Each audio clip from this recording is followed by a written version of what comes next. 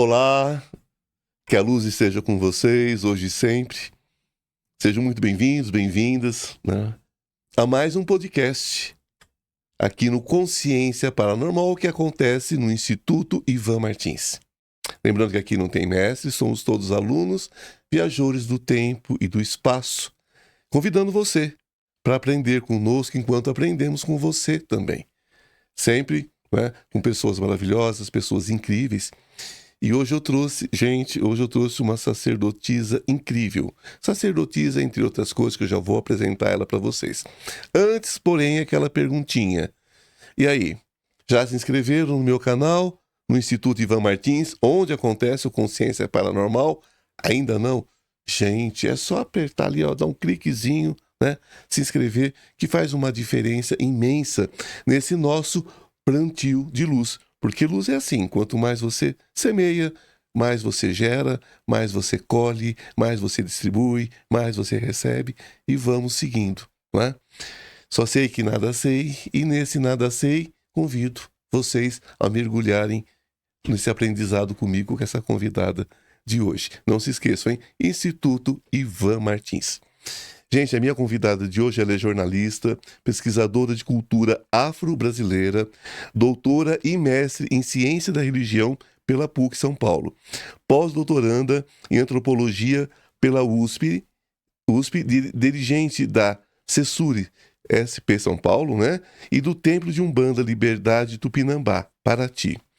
Gente, tenho um prazer imenso em receber, né, Cláudia Alexandre. Olha, obrigado pela sua vinda. Eu sei que você é muito corrida. Prazer estar aqui. Eu sei que é uma correria.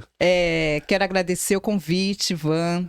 Quero agradecer meu amigo Carlos Romero, que é um amigo de muito tempo, e agradecer porque ele lembrou de me indicar para você, para esse programa maravilhoso, esse podcast que tem levado temas importantíssimos. Eu sou da ciência da religião e não tem como não elogiar essa iniciativa do seu programa. Oh, querida, gratidão. É sempre importante receber pessoas como você, né? Com a sua sabedoria, com o seu conhecimento e com essa disponibilidade em transmitir, não é? Que bom que nós podemos contar com personagens vivos, né? Pessoas que estão aqui entre nós e que pode falar sobre essa cultura, que pode falar sobre toda essa história, né? Toda essa vida, né? De uma forma com autoridade. Obrigada, eu agradeço. Eu acho essa autoridade acima de qualquer coisa, sabe, gente? E ela também é autora de Exu Mulher e o Matriarcado Nagô. Não é? Cláudia Alexandre. Esse aqui, dá para mostrar bem? Olha só. Gente, uma leitura importante. Esse é meu, né?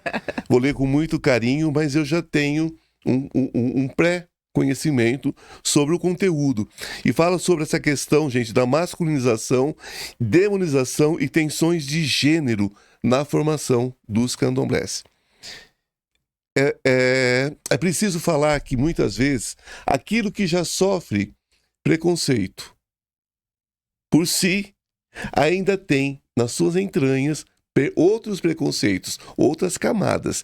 E é sobre essas camadas que a gente vai falar agora. Foi sobre isso que eu me debrucei no doutorado. É a minha tese de doutorado.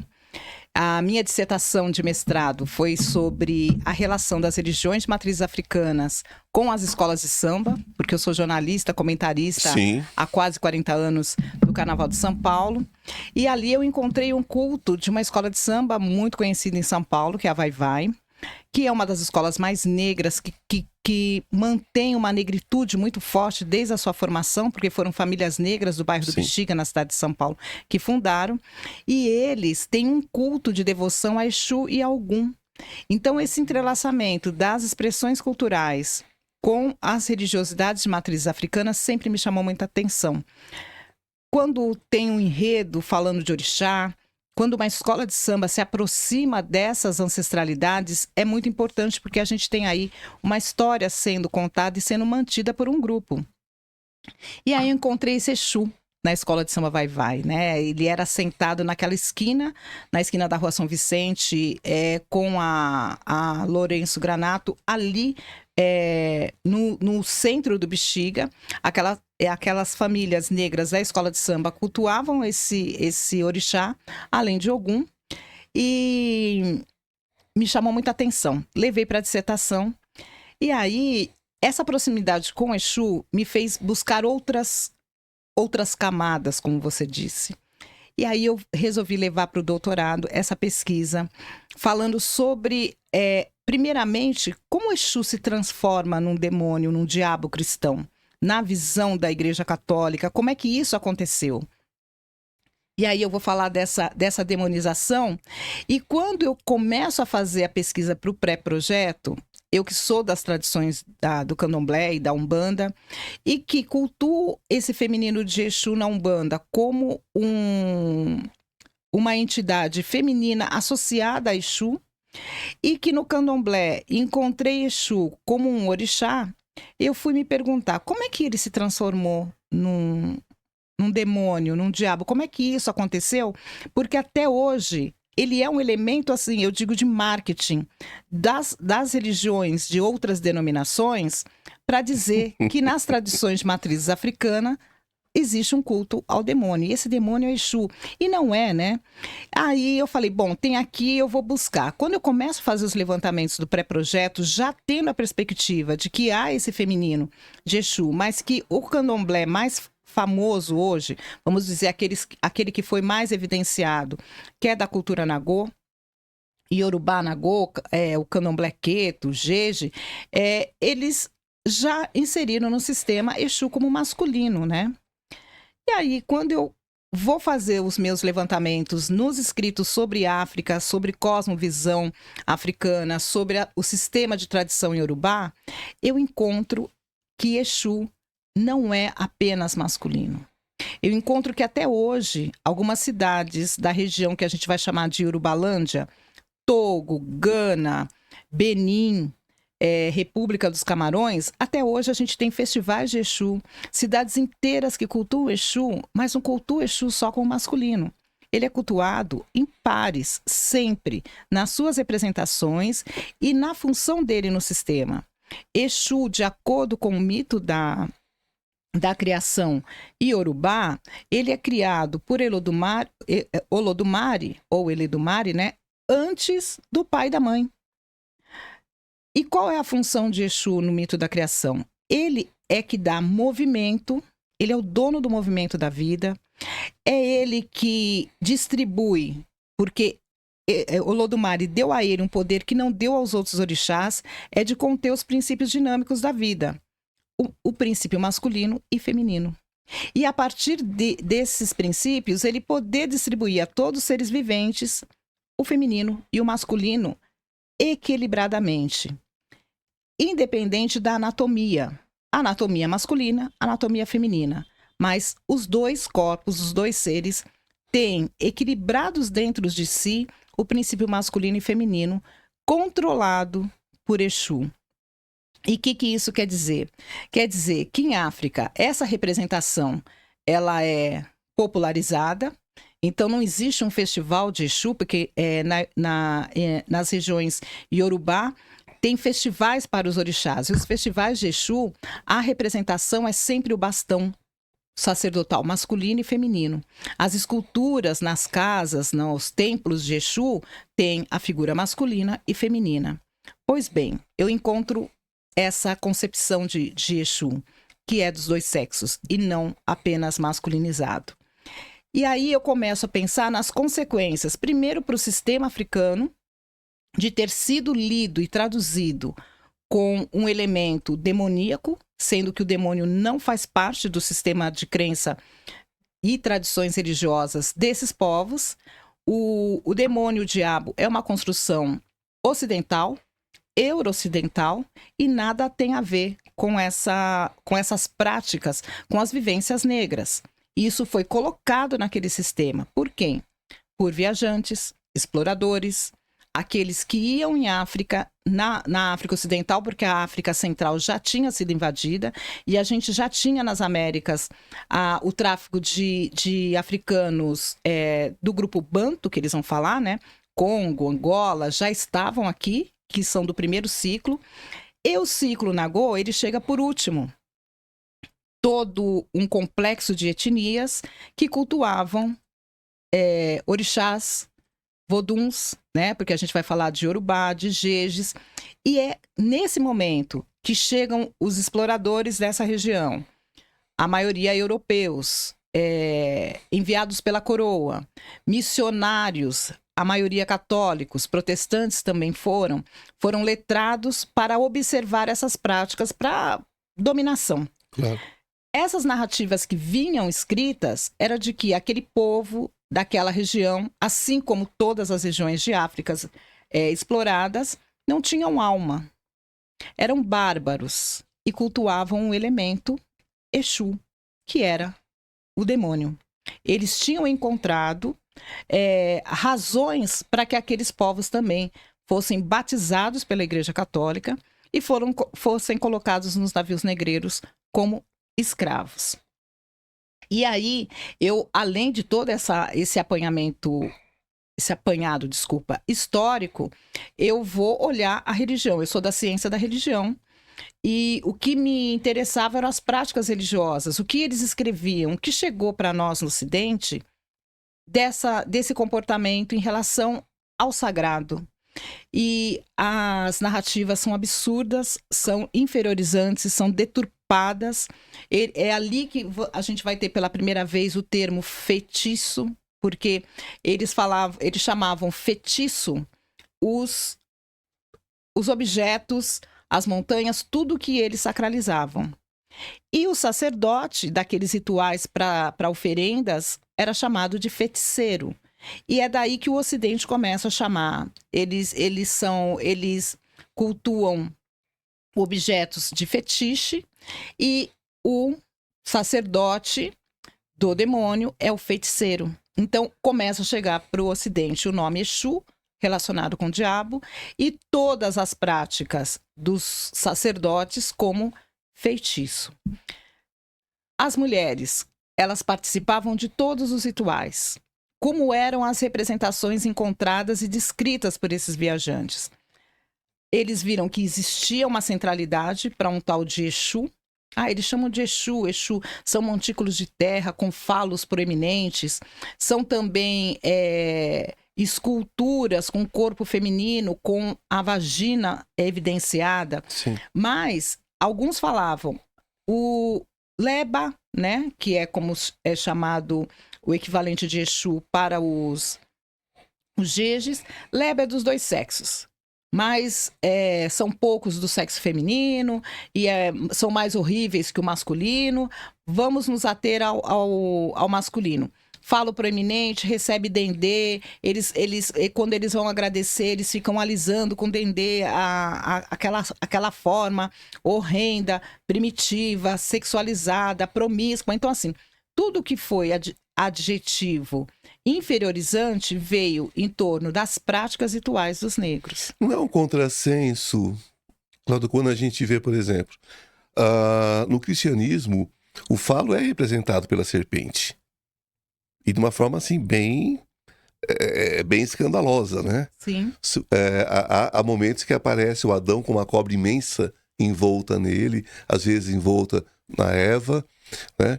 A maçã também representando o feminino. Uhum. Quer dizer, é quase como um contrassenso. Eles atacam aquilo que eles também fazem de uma forma distorcida, de uma forma a escandalizar.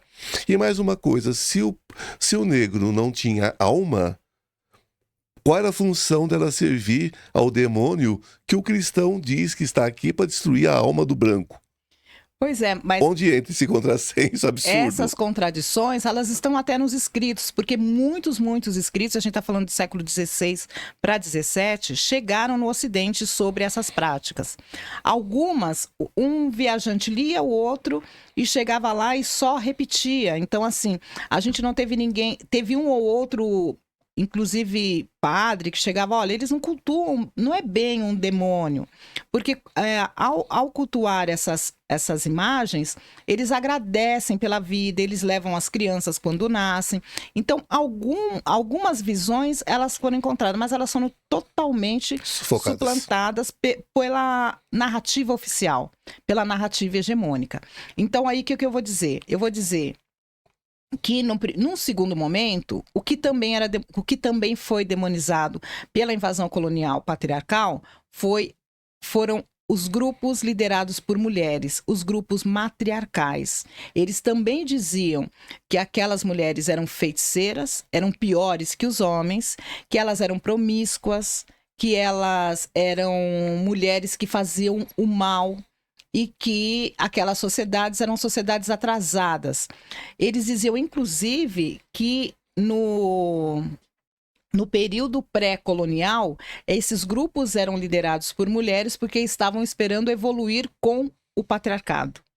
Então, que o patriarcado era uma evolução para o matriarcado. Complicado. Pois é. Então, o que é mais complicado é que essas narrativas, elas são oficiais, hegemônicas, e a própria ciência, a academia, reproduz o tempo inteiro. Hoje a gente está conversando aqui e várias áreas da história, da antropologia, principalmente da história, tá reproduzindo autores que eu usei para refutar, para dizer, olha, onde estava, o que fizeram com Exu Mulher.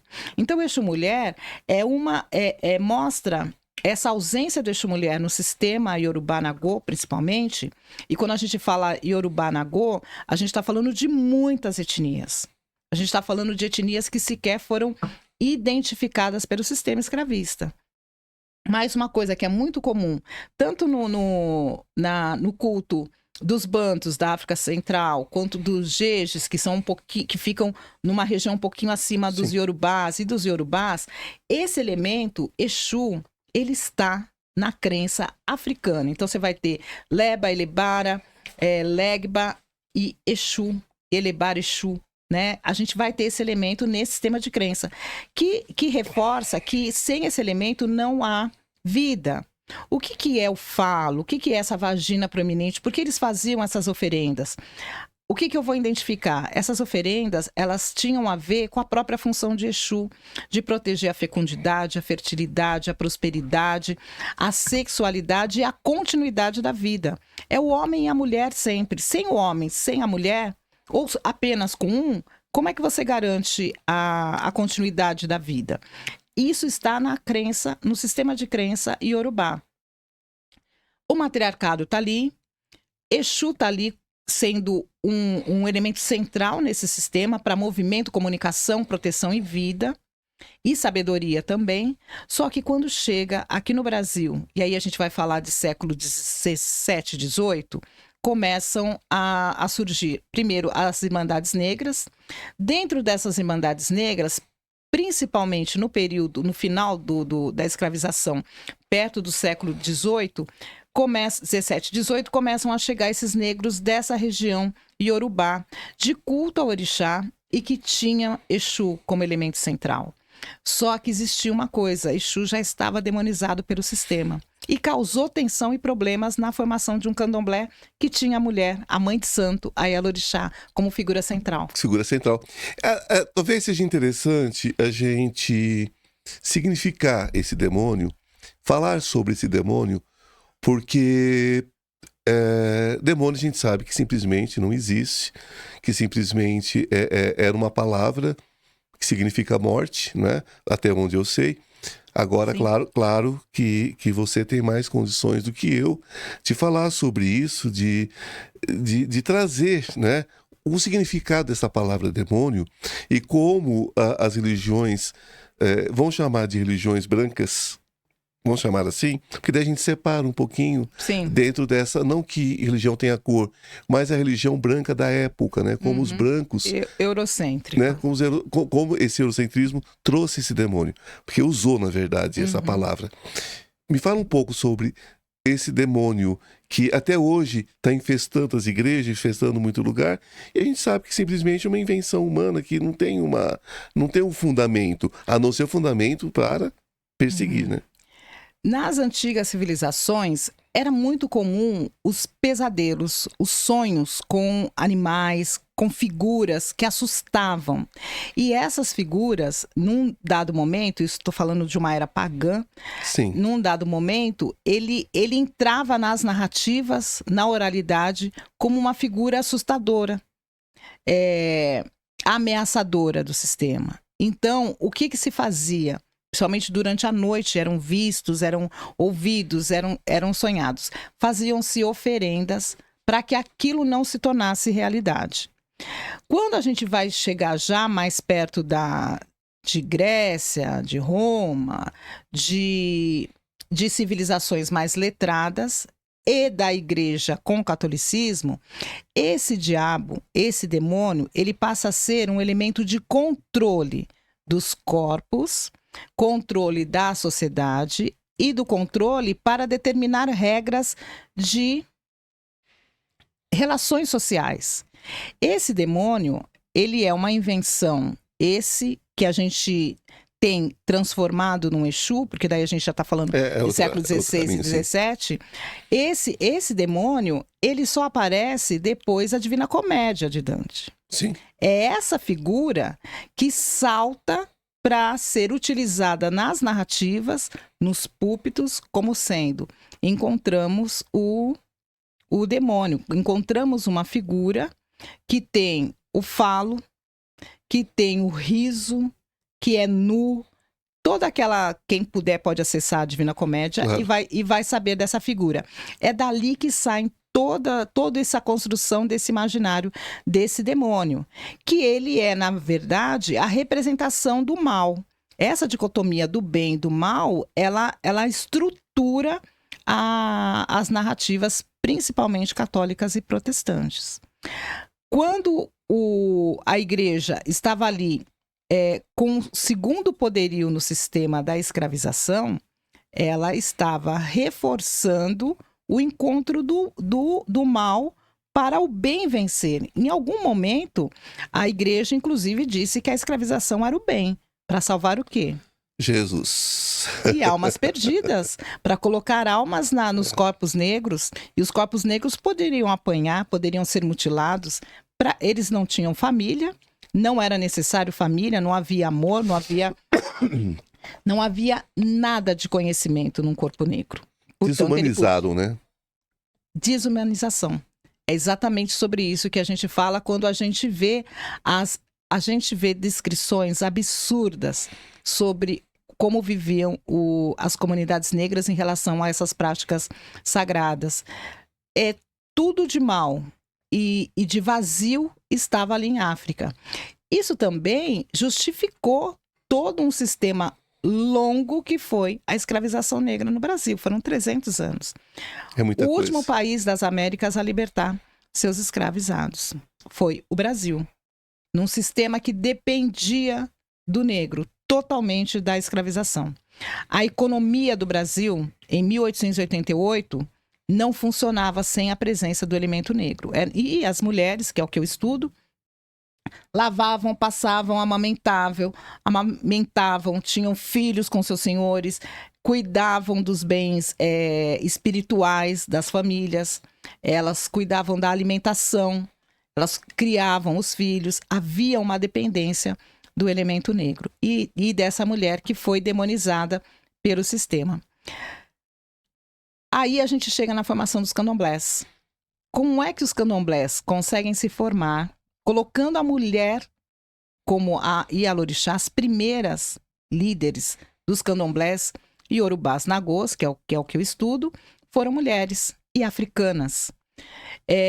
Elas lutaram muito, elas resistiram muito, inclusive eu uso uma categoria chamada resistência pelo sagrado.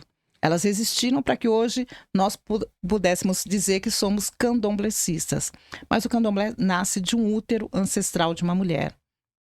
Só que havia esse problema, tinha um Exu. O que eu vou identificar? Por isso que eu falo de tensões na formação do candomblé. Porque internamente, desde dentro, elas sabiam que não podiam dispensar Exu. Não tinha como.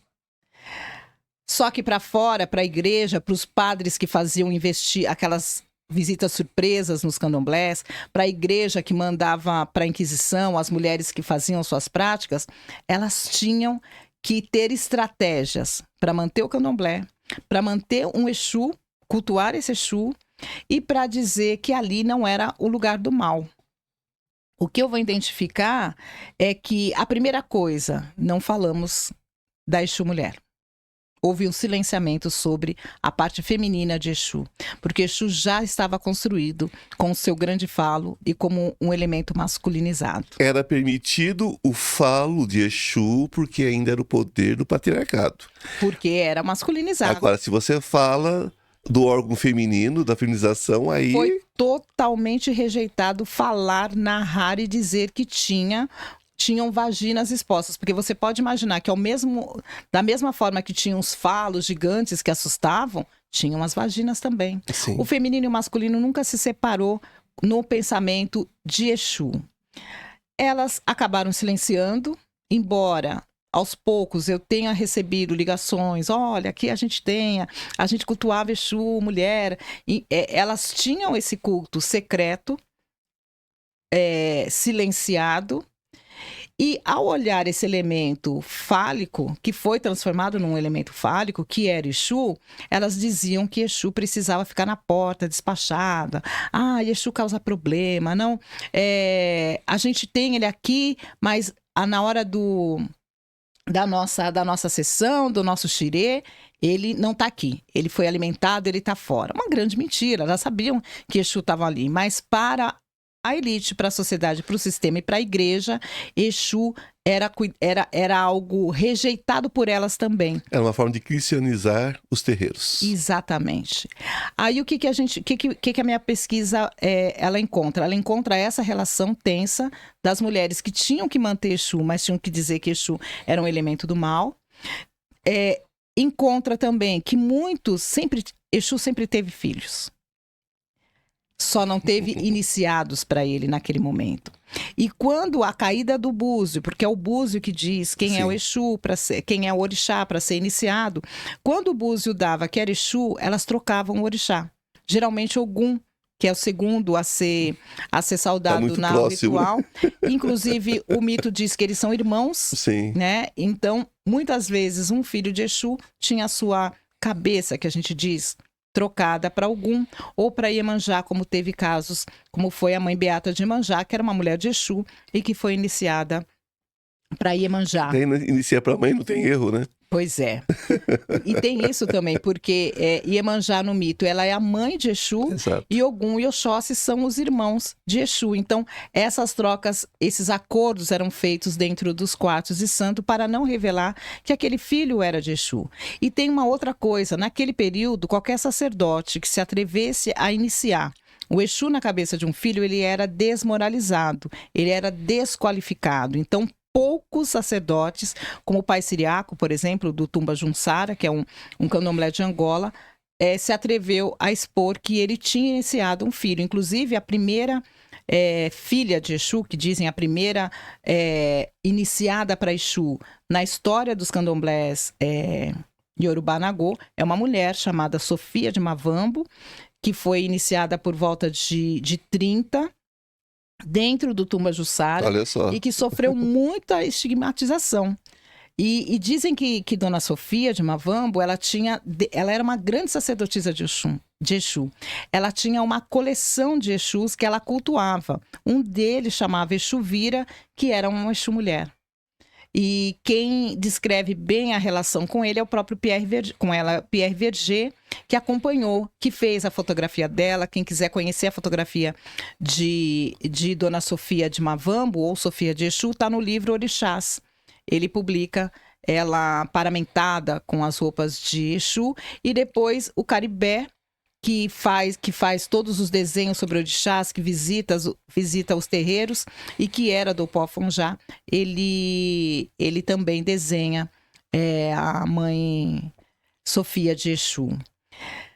Além dessas tensões, a gente vai ter uma estigmatização da mulher de terreiro, da mulher negra de terreiro, porque ao mesmo tempo que Exu foi demonizado, ele também era demonizante. Então, as mulheres tinham que dizer que tinham uma distância desse elemento que é tão importante para o sistema. Porque ao dizer que elas não diziam, então eu estou falando dos terreiros fundantes Claro. no Brasil, que é o Casa Branca, do Engenho Velho, em Salvador, o Oponjá, em Salvador, e o terreiro do Cantuá, que ficou famoso com Mãe Menininha. E o Cantuá é o único até hoje que faz uma cerimônia para Exu fora do terreiro, mas desde o início, desde o tempo de Mãe Puquéria, que foi a segunda Ialorixá, eles fazem um ritual para Exu, um xirê, uma festa para Exu, porque dizem, Roger Bastide diz na literatura dele, que Mãe Puquéria, que foi a segunda Ialorixá do Cantuá, a Mãe Puquéria, que era de Oxóssi, ela tinha um irmão carnal que era de Exu. Inclusive dizem que tem uma cadeira, eu não pude visualizar porque é muito silêncio, é muito respeito nas pesquisas. Então eu não acessei essa cadeira de Exu, mas muitos dizem que tem uma cadeira de Exu dentro desse terreiro do Cantuá. O que é importante a gente destacar também sobre esses terreiros fundantes? Os 3 são matriarcais. Os 3 são liderados desde a sua fundação, e a gente está falando de 1700, 1800, são liderados por mulheres. Essas mulheres não iniciam homens. Mais rigoroso é o primeiro que surge, que é o Casa Branca, que é o primeiro terreiro tombado e fundado. Não iniciam homens para orixá. Só mulheres são iniciadas para orixá, só mulheres dançam no xirê. Em África não se dança, homem não dança para orixá. São as mulheres, os homens tocam e as mulheres é que são iniciadas para incorporar os seus orixás. Isso existe até hoje na Casa Branca. Um pouco aberto hoje no Cantuá e um pouco aberto no Opoafonjá, mas todos com liderança desde o início da sua fundação, liderança de mulheres, sistemas matriarcais reproduzidos dos antigos sistemas que foram totalmente destruídos em África. Um outro terreiro, esse também de 1600, por conta da história que é contada, mas ele é fundado em 1858, é o da mãe Olga de Alaqueto, que é o terreiro de Alaqueto. Nesse terreiro de Alaqueto, essa pesquisa minha foi feita entre 2017 e 2021. Eu não tive acesso porque foi bem meu trabalho de campo caiu na pandemia. Então eu visitei os 3 terreiros, visitei um terreiro em Camaçari, que o pai de santo é iniciado por Exu. Conversei com o pai pai Wilson Caetano, que é um herdeiro de um terreiro que a tia era de Exu. Dona Senhora de que terreiro? A Dona Senhora era do Opoafonjá. Opoafonjá, que foi de Mãe Estela. Sim. E também acabei visitando o meu terreiro, e ele não estava no trabalho de campo, mas toda vez que eu vou a Salvador, eu vou até a Cachoeira para ver a família de santo, e quando eu cheguei lá, eu tinha uma reclamação pro Ogan. Falei, olha, Ogan, eu vim para minha pesquisa de campo para a tese de doutorado, estou falando sobre Exu mulher, mas nos terreiros que eu visitei eu não tive muito sucesso. Eles são matriarcais, eles vão entrar na pesquisa, mas vão entrar na pesquisa reforçando que o Exu mulher não entrou lá. E como é difícil, né? Ele deu uma risadinha, eu já tinha 7 anos de iniciada, e quem é de Candomblé entende que 7 anos você tem uma maioridade, e aí ele pegou e falou, vem aqui que eu vou te mostrar uma coisa. Ele me levou para o quintal, que era um lugar que enquanto Iaú eu não acessava. Claro. E falou, vamos abrir essa porta aqui. Aí ele abre e me mostra Exu Colodina, que era de Mãe Porfíria de Ogum, que é o assentamento matricial da casa, e ela tinha uma Exu mulher. Eu falei, o que é isso? Né? É um sinal de que eu posso seguir? Ele falou, pode seguir, minha filha, pode seguir. E aí o que foi interessante com esse dado... Antes de voltar nesse dado, eu estava falando de Mãe Olga de Alaqueto, porque Mãe Olga de Alaqueto, que era de um terreiro de 1600, de uma família, né? Que desde 1600 cultuava os orixás. Alaqueto é um reino em África. Ela cultuava um Exu mulher. Ela cultuava um Exu mulher chamada Inaide. Essa Inaide, ela é também assentada por Mãe Beata de Iemanjá, que foi filha de Mãe Olga de Alaqueto. E a Mãe Beata de Iemanjá tem um terreiro em Nova Iguaçu, no Rio de Janeiro, ela já faleceu, ela nos deixou em 2015, se eu não me engano. E a mãe Beata de Iemanjá deixa como herança o culto a uma Exu mulher dentro do terreiro dela, e silenciado, porque respeita aquela tradição de que não se fala em Exu mulher. Mas nós temos, então, provas materiais de que Exu mulher é uma realidade, sim. Só que ela é também uma demonstração das consequências da invasão patriarcal em África e do poderio e hegemonia da Igreja Católica sobre as práticas negras daquele período. E aí, voltando para a questão desse Exu mulher, que é chamado de Exu Colodina no terreiro Ogododei de Cachoeira, lá eles têm, além do assentamento muito antigo da Colodina, eles têm um outro assentamento, que deve ser do mesmo período, a gente está falando de 1902, 1903, que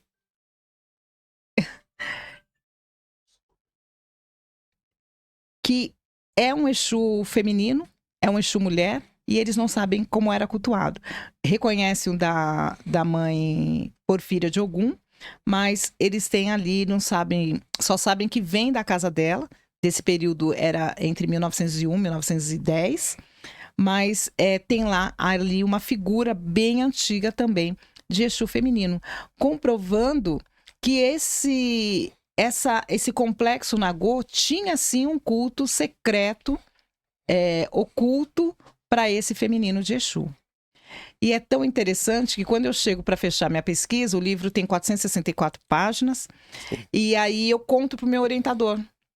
Olha, estou voltando da minha pesquisa de campo, e eu fui no terreiro da minha família, e cheguei lá, achei esse assentamento, eu não sabia desse assentamento. Eu agora tenho 7 anos de iniciado, eu fui explicar na PUC, né? Uma universidade católica e tal. Fui explicar para o meu orientador e ele me aconselhou não colocar no livro, não colocar na pesquisa. Ele falou, você está com um tema tão riquíssimo, as pessoas você pode ser questionada como fazer uma tese já sabendo que existe. Eu falei, não, mas eu vou dizer que não existe, porque essa é a realidade. Eu vou falar toda a cronologia e vou dizer, eu consigo que as pessoas vão até o terreiro e comprovem isso. Sinto muito, mas eu vou colocar uma vírgula aqui e vou seguir. E aí ele falou assim, eu não colocaria. Sabe o que eu fiz?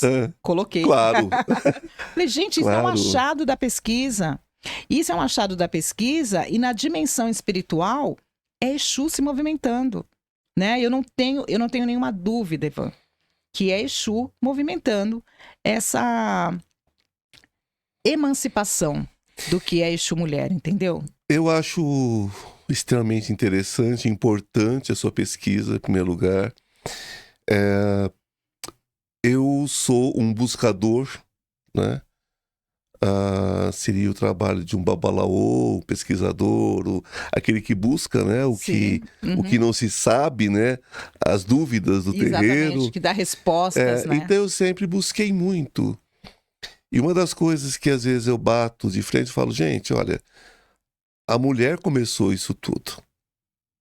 E nós não estamos falando só do candomblé, não. Nós estamos falando desde quando você pega, por exemplo, a questão de Ifá, quando você pega tudo isso, de vida, antes do Ifá, porque o Ifá a gente sabe que tem o seu tempo histórico, mas antes do Ifá, quando não se tinha ainda uma ideia de religião, não se tinha uma ideia de uma formação espiritual, não tinha uma ideia de uma egrégora, não tinha ideia de nada disso, a mulher já estava ali manipulando as suas ervas, fazendo as suas coisas, né? Cuidando, né? E tem uma teoria que o homem, quando vê a mulher verter sangue ao chão e dali nascer, né? Depois, dali pouco tempo, ela tem um bebê, né? Faz toda aquela analogia com o poder de trazer prosperidade e tudo mais, e o homem começa a sangrar o seu próximo com a mesma intenção, né? Porque já que ele não pode criar pelo amor, pela vida, ele vai criar pela morte, né? Olha que interessante. Né? Existe uma teoria, eu estudei isso há muitos anos atrás, não vou saber detalhar agora, mas existe alguma coisa na história sobre isso. E vem essa negação, né? E como é que você vê hoje, dentro do contexto do candomblé, O candomblé nem tanto. O candomblé, eu tenho percebido uma volta. Eu tenho percebido uma pesquisa. Eu tenho percebido que o tempo do desespero, porque a gente não pode julgar o tempo do desespero, né?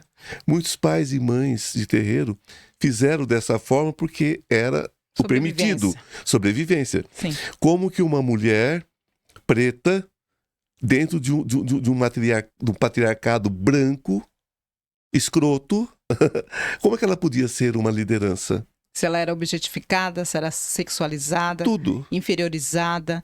A feminilidade da mulher negra, ela é inexistente na história, principalmente nesse período em que eu estudo, do início do candomblé, no pré-abolição e no pós-abolição, e isso está no imaginário social, né? Está na Sim. forma das relações sociais. Olhar a mulher negra ainda com esse estigma. Sim, infelizmente. O que eu vejo hoje, quando você pergunta, né? Como é que vê esse papel dessa liderança, né? Onde que está essa liderança feminina negra nos candomblés, né? Nessa liderança, nesse poder dos candomblés? Eles existem ainda, elas existem ainda, elas resistem ainda. Porque hoje o que nós temos? Nós temos uma mediatização do candomblé. A gente vê, quando você diz, olha, a gente vê um retorno, né? Esse retorno é aquele retorno. Eu vou pedir licença para fazer essa observação. Por favor. Eu tenho visto um retorno muito oportunista. Ok. Há uma disputa hoje, não só de narrativa.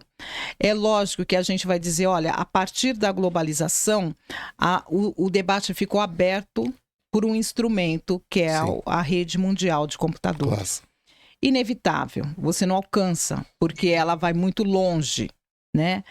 E há um segmento que está se aproveitando dessa mídia para explorar. Explorar tirar o quê? Vantagem. Exatamente.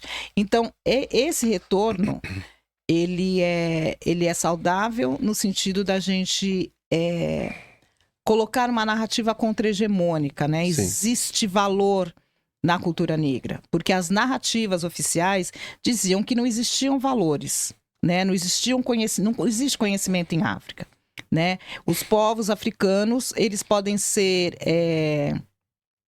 escravizados porque são primitivos, eles precisam de evolução, eles precisam do Ocidente. Não conhece os bantus, né? Não conhece história. Nem os nagôs, né? Nem os nagôs, não conhece história, né? Não, mas essa não é a história oficial, né? É o que a gente sabe. Essa não é a história oficial. Um candomblé que até 1976, os negros, então a gente vai falar de até 1976, candomblé era preto. Né? Até 1970, escola de samba era preta, candomblé, capoeira era coisa de preto. Então tem essa coisa racial para a gente também discutir. A partir do momento em que as pessoas de poder começam a adentrar, começam a se apropriar dessa cultura com vantagem, como você disse, as coisas ficam diferentes.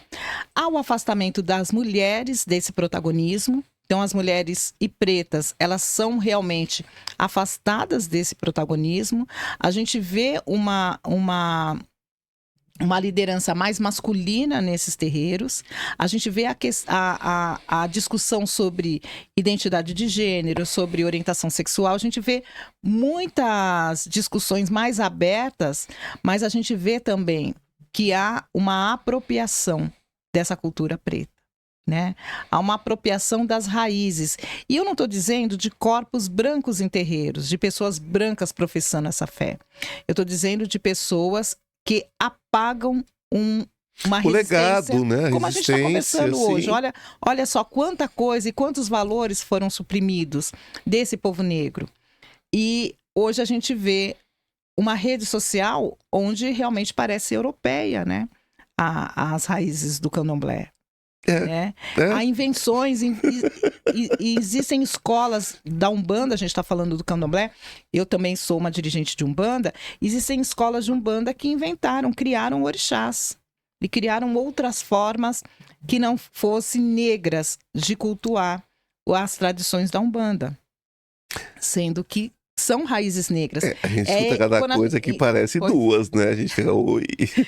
Ótimo essa. Mas também tem uma coisa, quando a gente fala de embranquecimento, as pessoas acabam sendo desonestas na tradução, né? Pessoas brancas não podem sair do terreiro. A gente está falando de embranquecimento de uma cultura, né? De apagamento de tradições, de apagamento. Agora há pouco você perguntou de mãe senhora, de mãe menininha do Cantuá, eu falei de mãe menininha, de mãe Estela, de mãe Puquéria, né? A gente está falando de mulheres que tiveram a sua história totalmente apagada do candomblé, né? As tradições estão sendo reduzidas, né? Antigamente, quando você vai fazer a iniciação, era 3 meses recolhidos, né? Fazendo a iniciação, passando a sabedoria, passando o sistema alimentar do candomblé, que é riquíssimo, as roupas, as vestimentas, como vestir, danças. como se portar. Agora, em uma semana, você já pode ser um pai ou uma mãe de santo. É automático, né? Não, isso não precisa. Não, isso é exagero dos mais velhos. Express. Aí você entra num terreiro antigo e você sente uma coisa que você não sente em todos os terreiros, que chama axé. Axé e respeito, né? Eu batizei uma menina que é do terreiro da Casa Branca e estive lá 2 semanas para o batismo dela. E é lindo porque, assim, as iaôs, elas não sentam no mesmo nível que as grandes... Mas não deve. Não deve. Elas não ficam no mesmo nível para conversar, elas se ajoelham, elas pedem bênção. Então, assim, é coisa que a gente está vendo que está sendo, inclusive, questionado nas redes sociais. Assim, mas para que pedir bênção? Que não trocar bênção? Outro dia eu vi uma discussão sobre trocar bênção. Mas não é sobre pessoas, é sobre orixás. É sobre tradição. E tradição, não é? É sobre axé. Então, assim, a gente vê histórias antigas de resoluções de problemas, de aparições, de materializações que também tinham no candomblé, tinham em momentos de rituais que não estão mais acontecendo. Por que será, né? Então, vai reduzindo, daqui a pouquinho você não vai ver mais nada.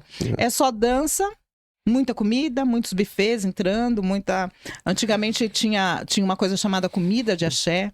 Hoje não existe mais, né? Filho falando com pai e mãe como se estivesse falando com o irmãozinho dele lá em casa. Pois é. Né? Isso transforma o axé em algo banal, né? Então, assim, retomar a África e fazer os seus estudos, suas iniciações em África, eu acho que é importante. Você tem dinheiro, você vai, né? Mas que isso não te torne um arrogante e um aniquilador das tradições de matrizes africanas. Eu nunca falei isso no ar, esses anos todos, mas eu vou te dizer uma coisa. Eu, quando dei obrigação de 24 anos, eu saí, foi uma coisa rápida, porque você já não tem mais. É diferente. Uhum. E meu pai tinha mandado servir um café, um chá, não é nem café, é chá. Enfim. E eu sentei no chão para comer. Meu pai falou, você não precisa. Eu falei, mas eu quero. É a boa educação. Ele né? falou, você Bom tem respeito. 24 anos, meu filho. Eu falei, mas o senhor tem 70. Quem sou eu para sentar na mesa com o senhor hoje? Eu falei, eu respeito a sua mãe, a quem, né? Eu tenho uma gratidão, né? Uma gratidão eterna, né? Então eu tenho mais que pedir a bênção do senhor e ficar quietinho aqui. Quando eu vim como visita, eu sento com o senhor. Você sabe que tem... simples assim, né? Você acaba de me lembrar, Ivan, uma coisa tão bonita que aconteceu. Eu sou comentarista de carnaval. Então eu acompanho tudo do carnaval. Muito mais de São Paulo do que do Rio, mas acompanho.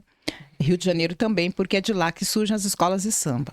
Em 2019, a Mangueira saiu com o tema Filha de Oiá, né? A Maria Bethânia foi a exaltada naquele ano. E a Mangueira foi campeã. É maravilhosa, né? Maravilhoso. Um enredo maravilhoso. E a Bethânia convidou Mãe Carme, que é a Ialorixá. A Bethânia foi iniciada para Iansã no terreiro Cantuá, em Salvador. por mãe menininha, só que hoje é mãe Carmen, Sim. a Lorixá, né? Ela é de Obatalá, de Oxalá. Ela convidou mãe Carmen aceitou. Durante o desfile oficial, a Bethânia veio em cima do carro alegórico. Linda, maravilhosa, toda de vermelho, um carro alegórico maravilhoso. E, no resultado, ela veio dançando no chão. E aí os repórteres, e ela veio inclusive com a sobrinha dela, foi linda a passagem dela no desfile das campeãs. E aí aí perguntaram: "Ah, você preferiu vir sambando no chão?" Ela falou: "Não, isso tem a ver com a minha religião, que é o candomblé. Porque ali em cima, no camarote, está a minha mãe de santo, que é a mãe Carmen. E o carro alegórico passaria acima da cabeça da mãe Carmen, Olha porque ele é só. muito alto. E eu não posso passar mais alto do que a cabeça da minha Ialorixá. Olha que eles são magníficos. Sim. E tem a ver com o que você está falando, o respeito. O respeito, porque não pode acabar isso, né? Não, não pode. Pode acabar. Eu acho que tá sendo ameaçado esse respeito, essas tradições. As pessoas acham que tradição e modernidade não podem caminhar juntas. É aquela história que eu sempre digo: orixá tem cor? Não. Mas a tradição tem. A tradição tem. Então, lembre de onde veio. Pois é, se você não pensar de onde você veio, você não sabe para onde você vai. É.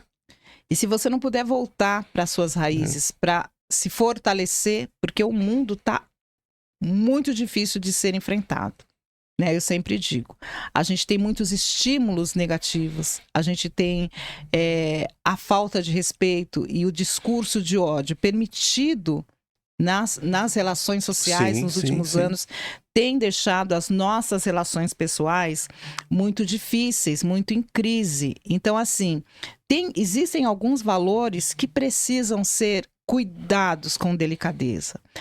O principal dele, que é ensinamento de axé que eu dou aos meus filhos, aos meus amigos.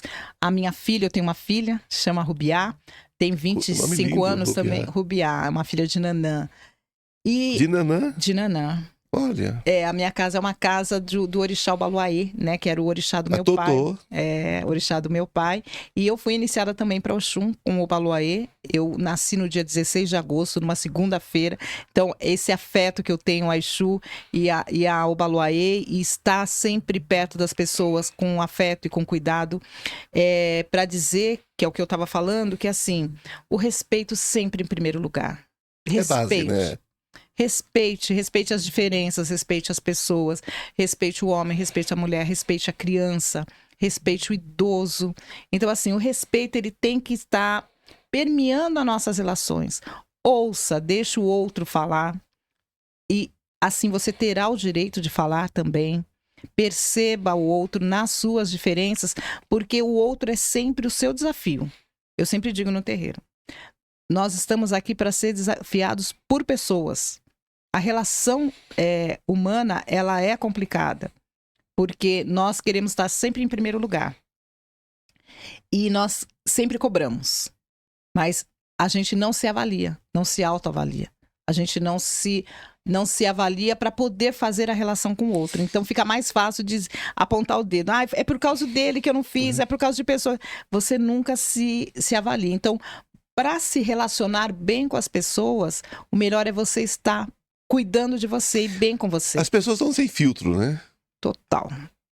Perderam o filtro, perderam o bom senso. Tá permitido tudo, né? E assim, eu volto a falar das redes sociais, porque eu acho que as redes sociais é um grande ganho da nossa geração. Sim.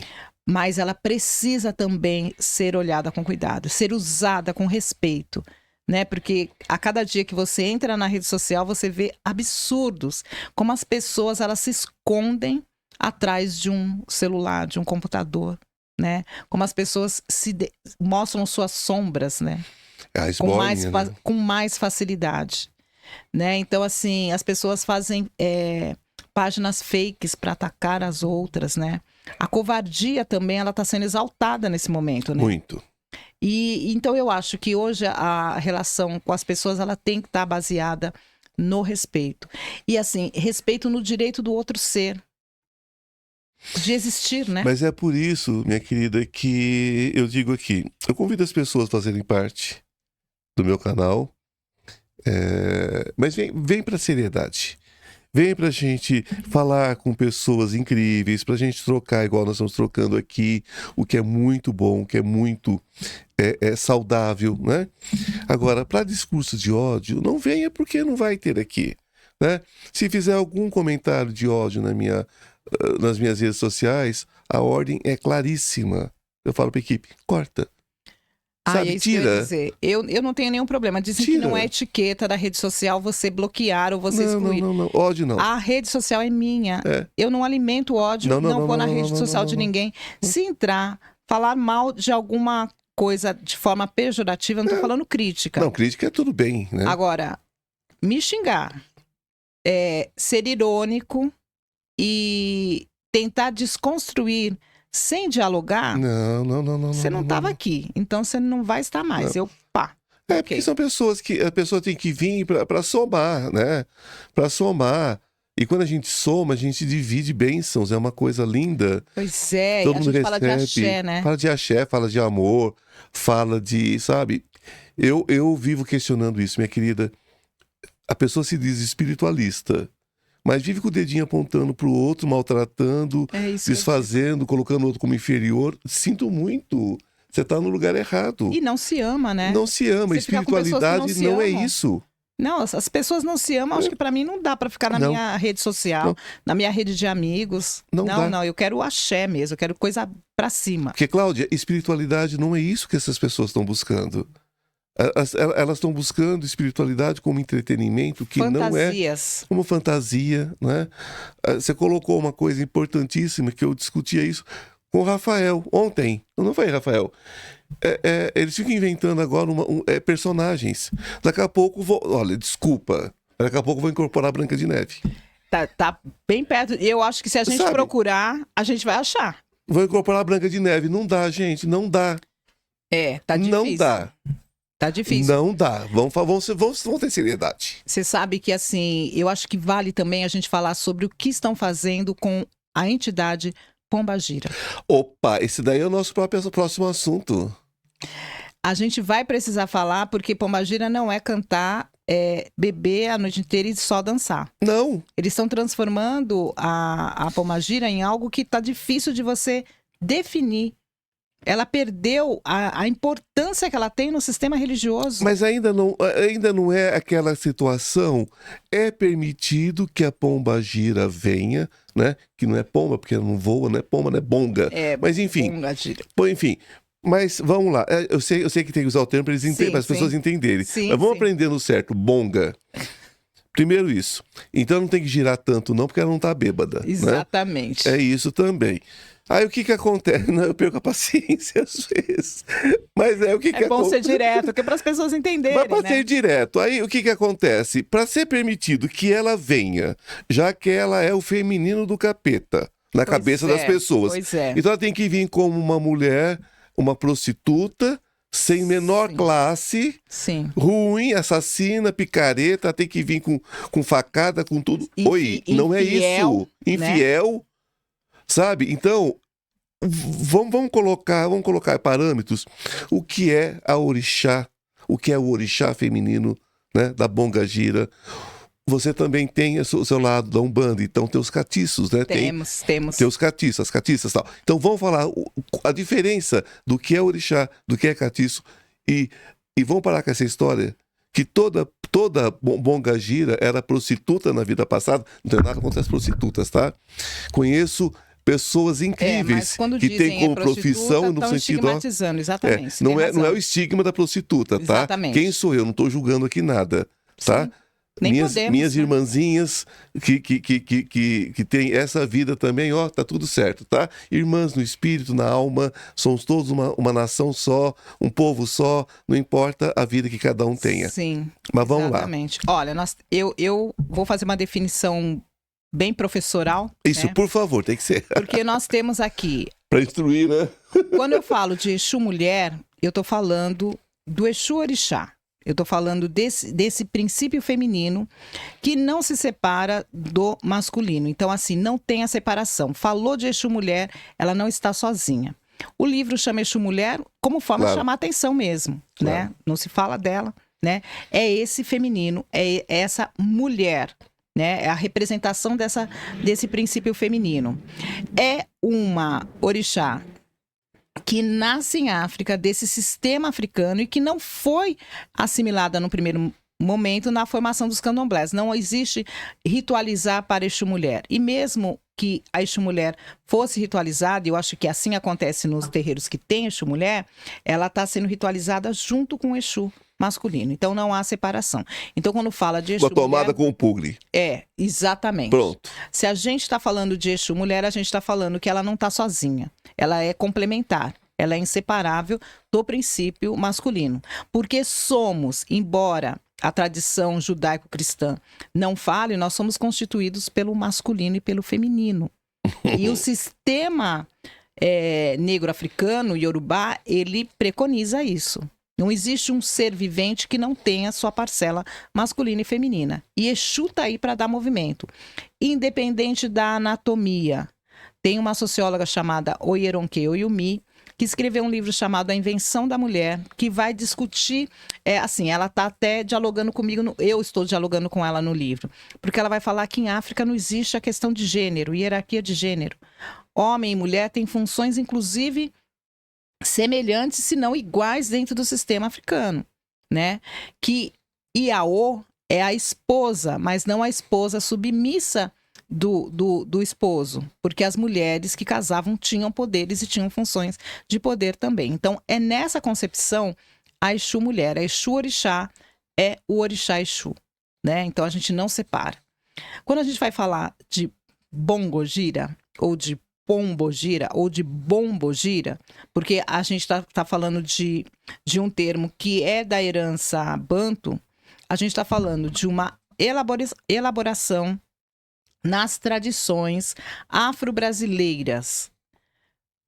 Candomblé, a matriz africana, mas que nasce no Brasil, não existe candomblé em África, né? Se as pessoas quiserem ir conhecer candomblé em África, não vá, porque tem aqui no Brasil e não tem em África. E se tiver, são candomblés do Brasil que foram para lá. Mas candomblé nasce no Brasil. Vamos falar de outras tradições? Umbanda, Quimbanda, Jaré, Jurema, a gente tem Almas e Angola, a gente tem Xangô, a gente vai ter outras tradições. Os encantados também, né? Os encantados no tambor de mina. Tambor de mina. Então, aí, o que a gente tem? Essa elaboração de Pombagira ou Bombogira, ela está muito popularizada na Quimbanda e nas Umbandas. E o que a gente tem nessa construção? A gente tem uma construção dessas tradições brasileiras imbricadas. Então, a Umbanda, a Quimbanda, essas religiões que nascem depois do século XIX, elas vão entrelaçar tradições do kardecismo, do judaísmo, da tradição cigana, da católica, espírita brasileira e afro-indígena.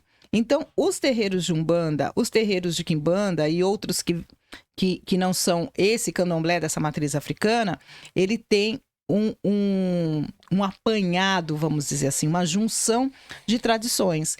Essa pombagira é esse feminino, muitas vezes rejeitado, muitas vezes estigmatizado, que está nessa dimensão espiritual dessas tradições. Então, essa pombagira, ela pode ser branca, ela pode ser loira, ela pode ser europeia, ela pode ser judia, ela pode ser cigana, né? Ela pode ser negra, né? E ela pode ser qualquer elemento de representação japonesa, de representação desse feminino marginalizado dessas tradições, desses espíritos que vêm realmente para primeiro empoderar esse feminino.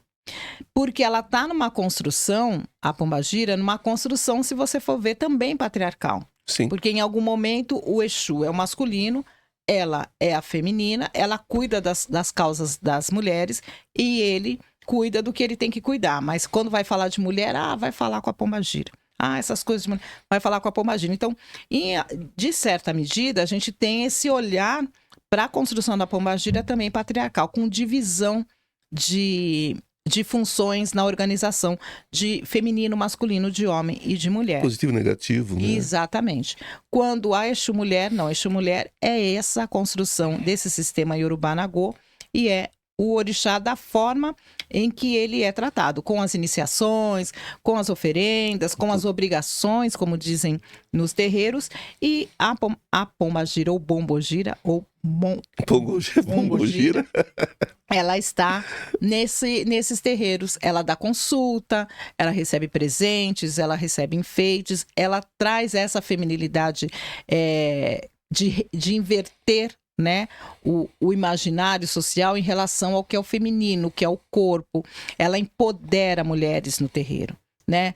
Então, assim, não é ruim, não é errado dizer, olha, conversa com a pombagira. Geralmente, quando você tem um livro chamado A Reda Homem, que aí vem mulher, que a autora vai conversar Sim. com as mulheres que recebem, que incorporam pombagira, mas também com o público que se consulta com a pombagira. E aí fica muito nítido como a pombagira ela tem esse poder de empoderar essas mulheres que estão sofrendo do sexismo, do machismo, do feminicídio, essas mulheres que estão sendo desprezadas por esse poder patriarcado e masculino. Então a gente vê essa função. Mas também a pombagira, ela é curadora, ela é conselheira, ela é mandingueira, ela faz feitiços, mas ela quebra feitiços e ela empodera, ela dá poder. E esse poder do feminino, desse lugar assim, que ela não aceita uma condição menor, né? E ela transfere isso para as suas médiums e transfere isso para a assistência quando ela consulta. Além de dançar, além de cantar, além de ficar feliz quando recebe os presentes, de querer joias, de querer bebidas, de querer taças, cristais, que na verdade é o ser humano que faz isso com a entidade.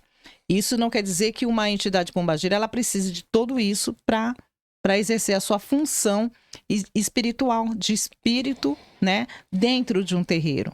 Então, essas deturpações dessa figura, desse imaginário das bombogiras, é que a gente tem também debatido enquanto mulheres pretas de terreiro, né? Transformar as bombogiras apenas num elemento que dança, mostra o corpo, né? Mexe com os homens, é provocativa e faz só isso no terreiro, porque Fuma, hoje... enche a cara. Exatamente, uma festa de bombogira hoje, você entra no terreiro, começa a se cantar, elas vestem, cantam, bebem e vão embora, né? A festa pode ser isso, mas ela não tem, ela fica, na verdade, dentro dessa construção moderna de pombagira, ela está praticamente sem função num terreiro. É aquela questão da pessoa abusada falando aquilo que o abusador quer ouvir, não é? Exatamente. Então, por exemplo, ela é a prostituta, a mulher errada, ela está ali porque ela faz parte do mal, ela veio fazer o mal e ela vai agir como uma prostituta de baixíssimo nível e vai agir como nenhuma prostituta na Terra faz mais. Você não vai encontrar uma prostituta tão jogada quanto uma pombagira, às vezes, no terreiro.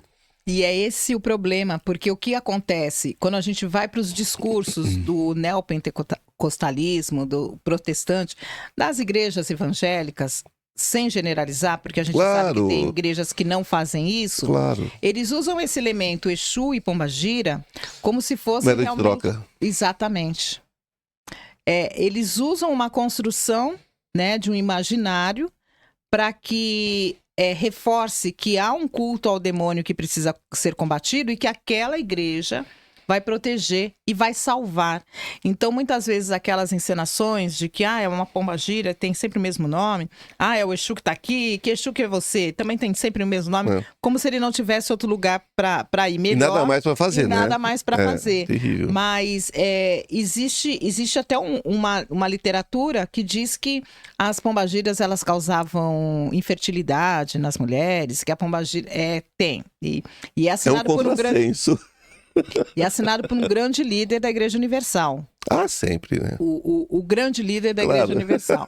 Que a pombagira causava doença no útero, causava câncer de útero. Então, assim, essas deturpações, elas são muito arriscadas no momento em que os terreiros começam a tirar a função de uma pombagira. acaba fazendo com que esse discurso totalmente deturpado ganhe... Fortaleça. Pois é, ganhe força. Olha, eu vou te falar a verdade. Eu costumo brincar, né? Que eu não passo em portas de igreja pentecostal. Eles jogam tanto capeta pra fora que a gente leva alguns pra casa. É melhor não, né? É melhor não. Cada sessão eles jogam uns 500 fora, então não dá. Pois é, para quem não conhece um terreiro de Umbanda de Candomblé, a gente pode dizer, e eu com certeza, em nome do meu terreiro, Claro. que eu nunca falei sobre essa figura, nunca falei aonde está essa figura, porque eu desconheço essa figura. O demônio, o diabo, não faz parte da minha crença, do meu sistema. Não faz. E eu não preciso nem combatê-lo, porque para mim ele não existe. Ele não existe, porque existe um contrassenso. Olha, você é uma pesquisadora, uma doutora, né? Então, veja se o que eu digo sempre faz sentido. Se Deus nos quisesse perfeitos, Ele já teria feito. Deus nos fez para aprender. E tem jeito de aprender sem errar? Não tem. Então, é o erro é o caminho do aprendizado. O erro nos deixa sábios e nos deixa mais humanos. Isso. Porque toda vez que você erra, também eu acho que tem a ver com essa coisa das relações humanas. Você permite que o outro erre também. Sim. Né? Eu acho que assim, não que o erro, a gente não vai exaltar o erro. Não. A gente só vai dizer que errar é humano e isso não é balela. É o que o cristianismo fala. Jesus não ama o pecado, mas ama o pecador. O que quer dizer pecar? Pecar quer dizer errar. E errar Sim. é humano, porque está no processo do aprendizado. Então vamos deixar essa história de capeta de lado. Vamos, de demônio. já passou. Falar de luz, né? Sim, Falar de luz. sempre. Existe hoje uma questão que aqui eu debato muito isso, coloco na mesa mesmo, eu sou assim, eu sou direto. Centro de Umbanda hoje faz de conta que Exu não existe mesmo, nem catiço mais, nada. Evangelizaram, se tornaram igrejas evangélicas e deixaram Exu de fora. Aí eu pergunto para você, como uma sacerdotisa, como uma historiadora, uma conhecedora, como que se mantém uma casa que se diz de raiz africana sem Exu? Eu acho que num primeiro momento, algumas casas estão dizendo que não precisam de Exu e isso sempre aconteceu. Né? Então, assim, quando a gente vai ver a história da Umbanda, 1908, a aparição do Caboclo das Sete Encruzilhadas, que se tornou muito recentemente a história oficial de criação da Umbanda, ele acabou se tornando o criador, claro. E não é, né? Ele é criador daquela Umbanda, Sim. Né? As coisas já estavam acontecendo no Brasil. Já estava acontecendo incorporação de caboclos, de pretos velhos, de Exus, de pombagira, isso já estava acontecendo em 1908. Até porque eu estava falando com você agora há pouco, o candomblé em 1700, 1800 a gente já tinha o candomblé. Já estava estabelecido.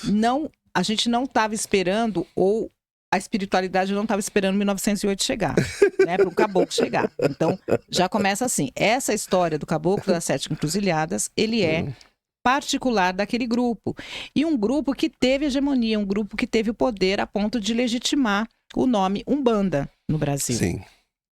Então, assim, existe sim aquela Umbanda que se diz Umbanda branca, Umbanda sagrada, é uma Umbanda que tem uma outra concepção de mundo e que algumas, eu acho que pouquíssimas, não cultuam Exu, né? Um terreiro de Umbanda que dispense a relação com Exu, ela não é uma tradição da matriz africana e nem indígena.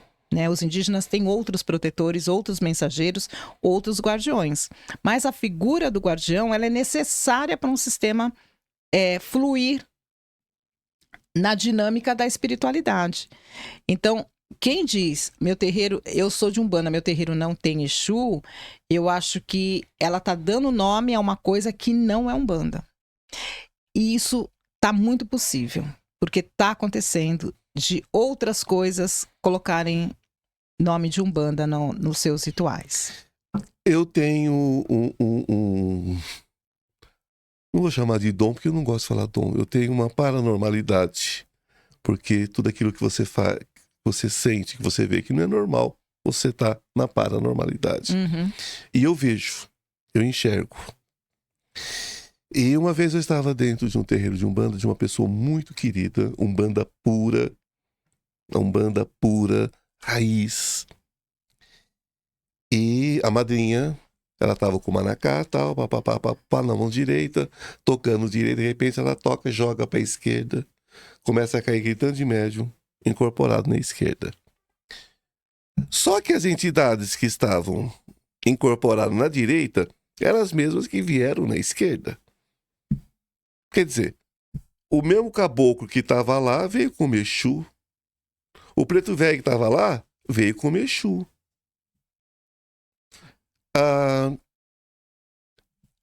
Essas energias, dentro da sua concepção, claro. Uhum. Essas energias, sejam elas primordiais, porque no candomblé nós não falamos em desencarnados. Sim. Nós não curtimos desencarnados. Uhum. Na Umbanda, sim. Uhum. Então, essas energias cósmicas, ou esses desencarnados, não vamos usar os termos, que eu prefiro não usar os termos, mas enfim. Eles escolhem como eles vão representar aquela ajuda, aquela palavra de acordo com quem os procura. Pois é, tem uma concepção que é do espiritismo, né? E aí eu vou falar porque eu fiz 4 anos de Federação Espírita, que Sim. é muito perto daqui do estúdio de onde nós estamos. Há uma concepção de que você escolhe dependendo da sua última vida. O que é que você veio fazer na Terra, porque você ficou com dívidas, né? Então, você encarna para pagar dívidas ou para receber o que ficaram devendo para você. Então, há uma escolha. Em relação ao espírito que trabalha, disse que tem colônias espirituais e que, por afinidade, os espíritos, ao desencarnarem, vão trabalhar nessas colônias. E há também uma evolução nessas colônias, que é quando você pode escolher desencarnar ou continuar ajudando os seres na Terra. Ao escolher ajudar os seres na Terra, você pode escolher vir passar uma mensagem edificante de evolução. E o que é interessante é que o espiritismo não versa sobre os espíritos que vão para os terreiros. Pois é. Né? Então você fica um pouco sem saber qual é a concepção espírita. Pouco não, a gente sabe qual é a concepção espírita em relação aos espíritos que baixam em terreiros. Na concepção dos candomblés, e aí Yorubá Nagô, dos mitos de Yorubá Nagô, existe aquilo que diz que em relação ao Orum, que seria o céu, também teremos dimensões, né? Dizem Sim. que tem os 9 espaços, os Oruns. Creio. A primeira dimensão é a dimensão dos mortos, daqueles que podem estar ou que vão se transformar em seres que podem voltar à Terra. Então, ficam todas as pessoas mortas nessa dimensão. Então, morreu, vai para essa dimensão, que é a primeira dimensão do Orum. A segunda dimensão do Orum são espíritos antepassados, que são lembrados pela sua família. Então, se você continua sendo lembrado pela família, você se torna um espírito antepassado. Esse espírito antepassado, ele só ocupa esse lugar se a família continuar lembrando dele. Senão ele vai para esse espaço, fica no espaço de mortos. Então ele ganha um grau a partir do momento em que ele é lembrado. Os mexicanos pensam assim, que ótimo. Exatamente. Na terceira dimensão, a gente vai ter os ancestrais. São aqueles que fizeram, enquanto vida, algo muito bondoso para a sua comunidade. Aquele que é lembrado por uma comunidade. Então, a gente vai para o terreiro de candomblé. Então, a gente vai ter os antepassados, a tia, o tio, a Iá que foi embora. Mas é aquela Iá de Oxum, né? Vamos falar da minha orixá. Claro. Aquela Iá de Oxum, que continua sendo lembrada a partir do que ela fez com a comunidade, e a sua Oxum continua sendo reverenciada, essa Iá, ela se torna a própria Oxum. E a Oxum dela se torna ancestral. E esse espírito também se ancestraliza. Ou seja, é uma Oxum divinizada, porque ela foi lembrada. Então, esse ancestral, ele só vai voltar à comunidade, e aí tem a volta incorporada como essa orixá Oxum. Ela tem esse direito de voltar. Inclusive, uma curiosidade, na casa de Mãe Menininha do Cantuá, Mãe Menininha do Cantuá era de Oxum. Sim. E a bisneta, tataraneta dela, está sendo preparada, porque o jogo já disse que ela tem a mesma Oxum de Mãe Menininha. Opa. E ela é neta de Mãe Carme, que é a última filha de Mãe Menininha viva, que é a sacerdotisa hoje. Já se sabe que é essa menina, neta de Mãe Carme, que assume o terreiro assim que Mãe Carme deixar esse plano. E essa menina vai trazer de volta a Oxum de Mãe Menininha. Portanto, Mãe Menininha volta como essa Oxum nessa linhagem matriarcal que é essa menina. Então, nesse sistema de crença que eu vou pensar essas dimensões e esse retorno à Terra. Em Queto existe uma... Eu não posso falar pelas outras nações, mas posso falar por Queto, porque na Digina, nós somos chamados, o início da Digina, nós somos chamados pelo nome do orixá. Eu sou de Iemanjá, então eu sou tratado por Iá, né? Que já é como se fosse a Iemanjá. Sim. Né? Então, na verdade, quando meu pai fala comigo, ele fala... Você sabe que você é a minha Iemanjá mais linda e a mais velha da casa. Então você vê, eu sou um homem, mas visto pelo mas sou orixá. visto pela orixá. A primeira coisa que a gente fala de Odus que são o destino. Quando a pessoa nasce, a partir desse sistema de crença, a primeira coisa que se revela é o Odu da data do nascimento. Sim. Esse Odu da data de nascimento vai dizer quem foi o orixá que te enviou para aquela família. E o segundo Odu é o nome que você recebe, que geralmente é o nome do orixá com o nome que a família materna, né? A materna, ela tem essa precedência. Ela vai dar, ou um acordo entre o pai e a mãe vai dar para a criança. Então, a criança é vista pela comunidade o tempo inteiro com a ordem desse orixá, que é o Odu do destino dela, o Odu do nascimento. E pelo nome que ela tem, que ela carrega. Então, nas comunidades africanas e iorubás, você identifica as crianças com o orixá que ela trouxe. Então, já se sabe quem é aquela criança, né? Quem é essa criança aqui? Ah, essa criança quem mandou foi Xangô. Então, ela tem todo o cuidado, ela é representada na sociedade por esse orixá. E por que não se esquece quem é o orixá dela? Porque ela carrega no nome. Eu vi na África um pai pegar a criança, ainda com o umbigo, e levantar assim e oferecer. É a primeira coisa que se faz. É lindo. É lindo. Reverenciar. É lindo. Eu arrepio todo. Eu também. Eu vi. É reverenciar forte. O ancestral. Forte. O ancestral que ela está representando. É muito né? forte. Porque assim, nem para o sistema de crença iorubá, esse do culto ao orixá, ninguém vem à Terra sem ser enviado por um grande Deus. Né? Então, você está aqui enviado por Iemanjá, eu estou aqui enviada por Oxum, e assim sucessivamente. Então, é muito bonito a gente falar desse sistema, primeiro com conhecimento, com respeito e com valorização. Porque as pessoas, não fale sobre candomblé, não quero falar, porque não tá conhece. Dentro, exatamente, porque ela está dentro dela com aquele imaginário do mal. Né? O que é o mal?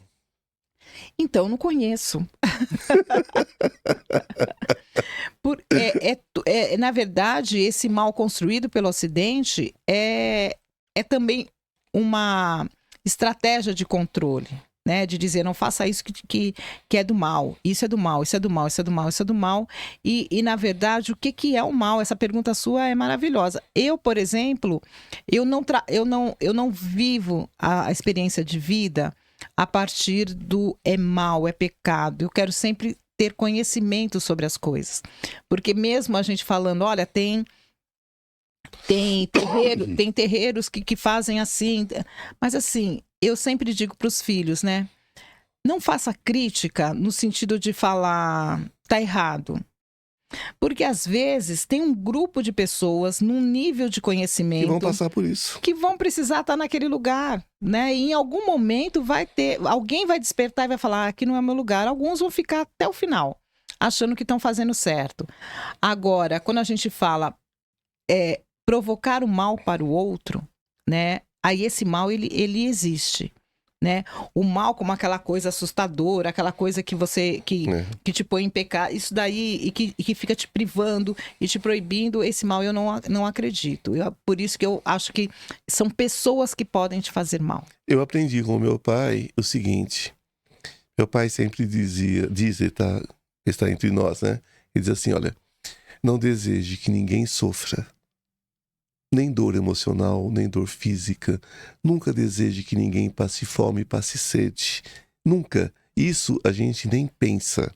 É sabedoria, porque tudo isso pode acontecer com você. Você não pode desejar ao outro, e isso está na Bíblia cristã, né? Não deseja ao outro o que você não quer para você. Então, quando o seu babá ele diz isso, ele está te capacitando de prevenção. Não deseja ao outro, porque isso pode acontecer com você e dói. E às vezes é incurável. É incurável, tem dor que é incurável. Então, é desses cuidados. E isso é filosofia de terreiro, isso é sabedoria de terreiro, né? Da gente olhar o mundo. O Krenak fala que a gente precisa discutir, dialogar saídas para o mundo não acabar logo e da forma que ele tem que acabar. A gente tem que pensar no fim do mundo, né? E a gente tem como adiar o fim do mundo. Eu acho que começa pelas boas relações humanas, pelo respeito humano. O respeito por tudo, né? Na verdade, que eu respeito uma formiga. Eu respeito uma formiga. Se eu vê-la, eu não piso. Pode ter certeza. E isso a gente aprende também no terreiro. Não se mata nada que é vivente. Mas e o abate animal e o sacrifício animal? Faz parte do sistema alimentar e deveria ser, né? As pessoas veem absurdos e a gente sabe que tem deturpação. As pessoas veem absurdos e acabam crendo nesses absurdos, né? Que são hipócritas, né? Também. Eu pergunto à pessoa, você é uma cascavel? Você engole vivo? tudo que você ingere, você tem que matar. Ou alguém mata por você. Né? Recentemente eu tive com uma cota, a cota Mulangi, também da família Tumbajussara. Ela tem trabalhado muito sobre a questão do sistema alimentar dos povos e comunidades de terreiro.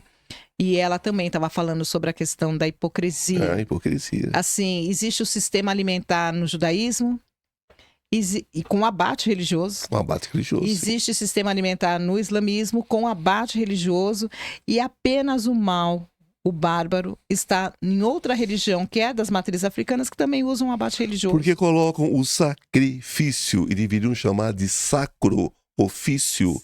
Mas difícil, são coisas separadas, né? Quando é abatido um animal dentro de um terreiro, você tira os enfeites do animal. As plumas, aquilo que você não vai comer. Sim. Porque o animal é usado dentro do terreiro ou dado para os irmãos do terreiro para se alimentar. Não, é feito porque são comunidades, são comidas. É um sistema alimentar tradicional que tem que ser compreendido, né? E assim, chegaram a levar para o Supremo Tribunal Federal, que foi um absurdo. Absurdo. Eles isso. não interferem nos abates dos judeus, não interferem nos abates dos islâmicos, mas eles vão querer interferir no abate religioso das tradições de matrizes africanas, que é muito mais antigo e é aqui do Brasil. Então, eu acho que foi um absurdo, foi uma angústia que a gente não precisava sofrer. Não precisava ter passado por isso, não.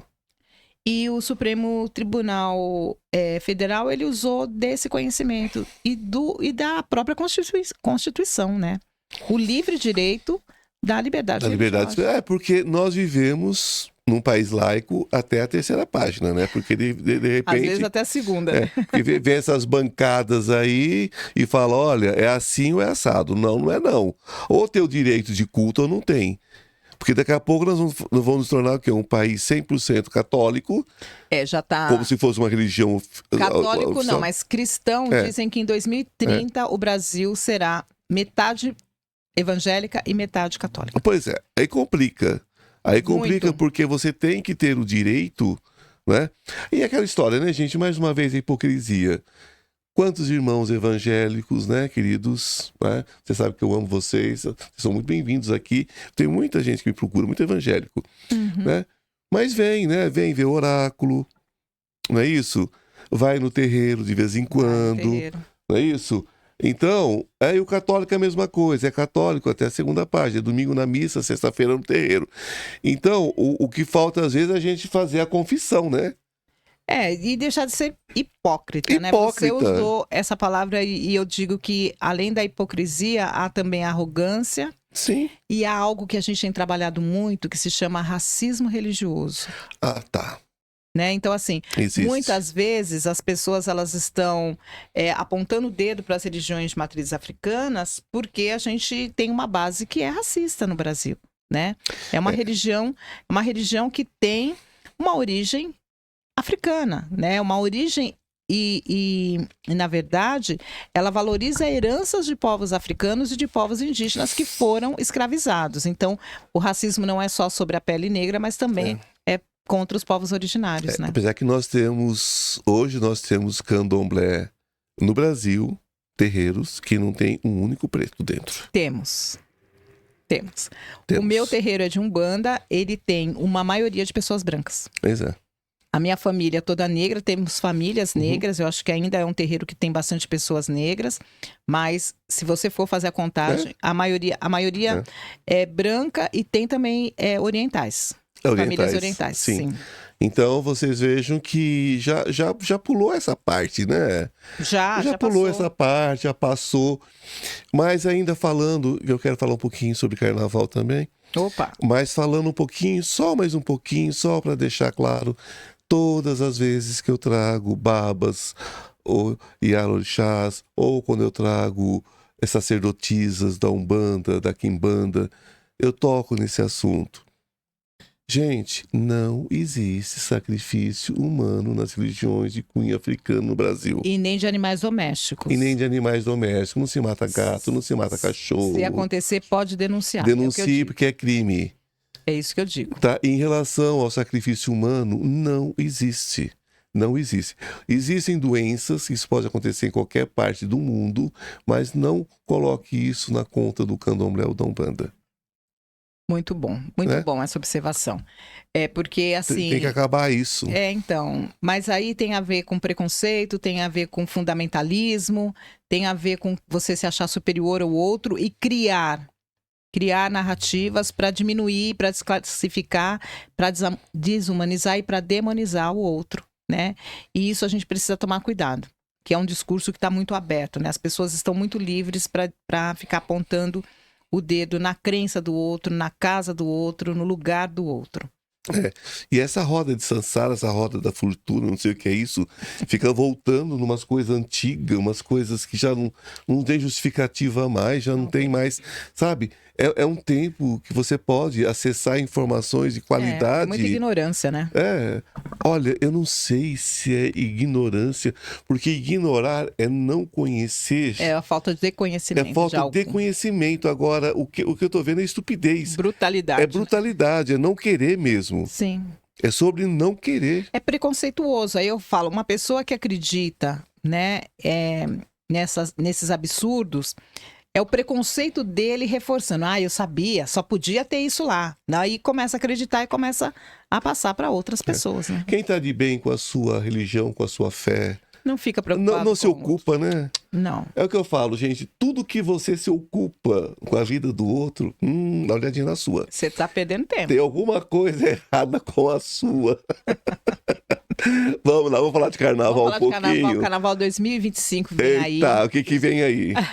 Primeira coisa, Exu Mulher é enredo de uma escola de samba em São Paulo. Olha só, Exu Mulher. Ela não para. O livro tá aparecendo aí? Eu quero que esse livro fique aparecendo. Exu Mulher é com muita alegria. Agora, no dia 9 de julho, último, nós tivemos a reunião de apresentação do enredo.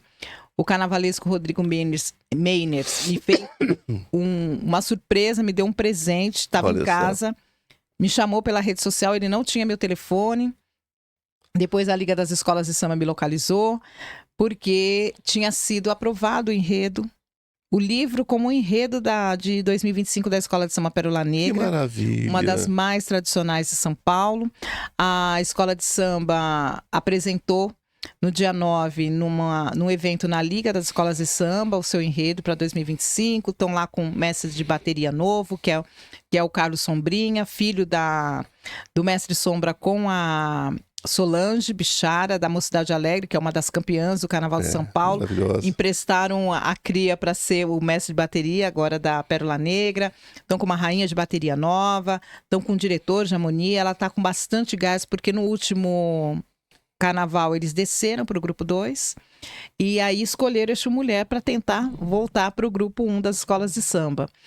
E Carnaval, para mim, é tão forte quanto na minha identidade, enquanto pessoa, quanto é os terreiros de candomblé e de umbanda. Mas é muito bonito. Porque eu nasci numa casa de gente bamba. Na minha casa, o fundo musical do final de semana era samba, samba enredo. Meu pai era um militar, ele se formou em Direito aos 40 anos, mas era um apaixonado por samba. Então a minha casa tinha uma vitrola, que de sexta a domingo tocava samba. Na hora do almoço tinha o batuque ao vivo. Então, assim, samba raiz, Clara Nunes. Clara Nunes, João Nogueira, Roberto Ribeiro, Clementina de Jesus. Tinha Elisete Cardoso, tinha Martinho da Vila, Alcione, Bete Carvalho, todos os grandes sambistas daquela década de 70, 80, Paulinho da Viola. De 70 a 80, eu convivi no meu final de semana. Meus finais de semana.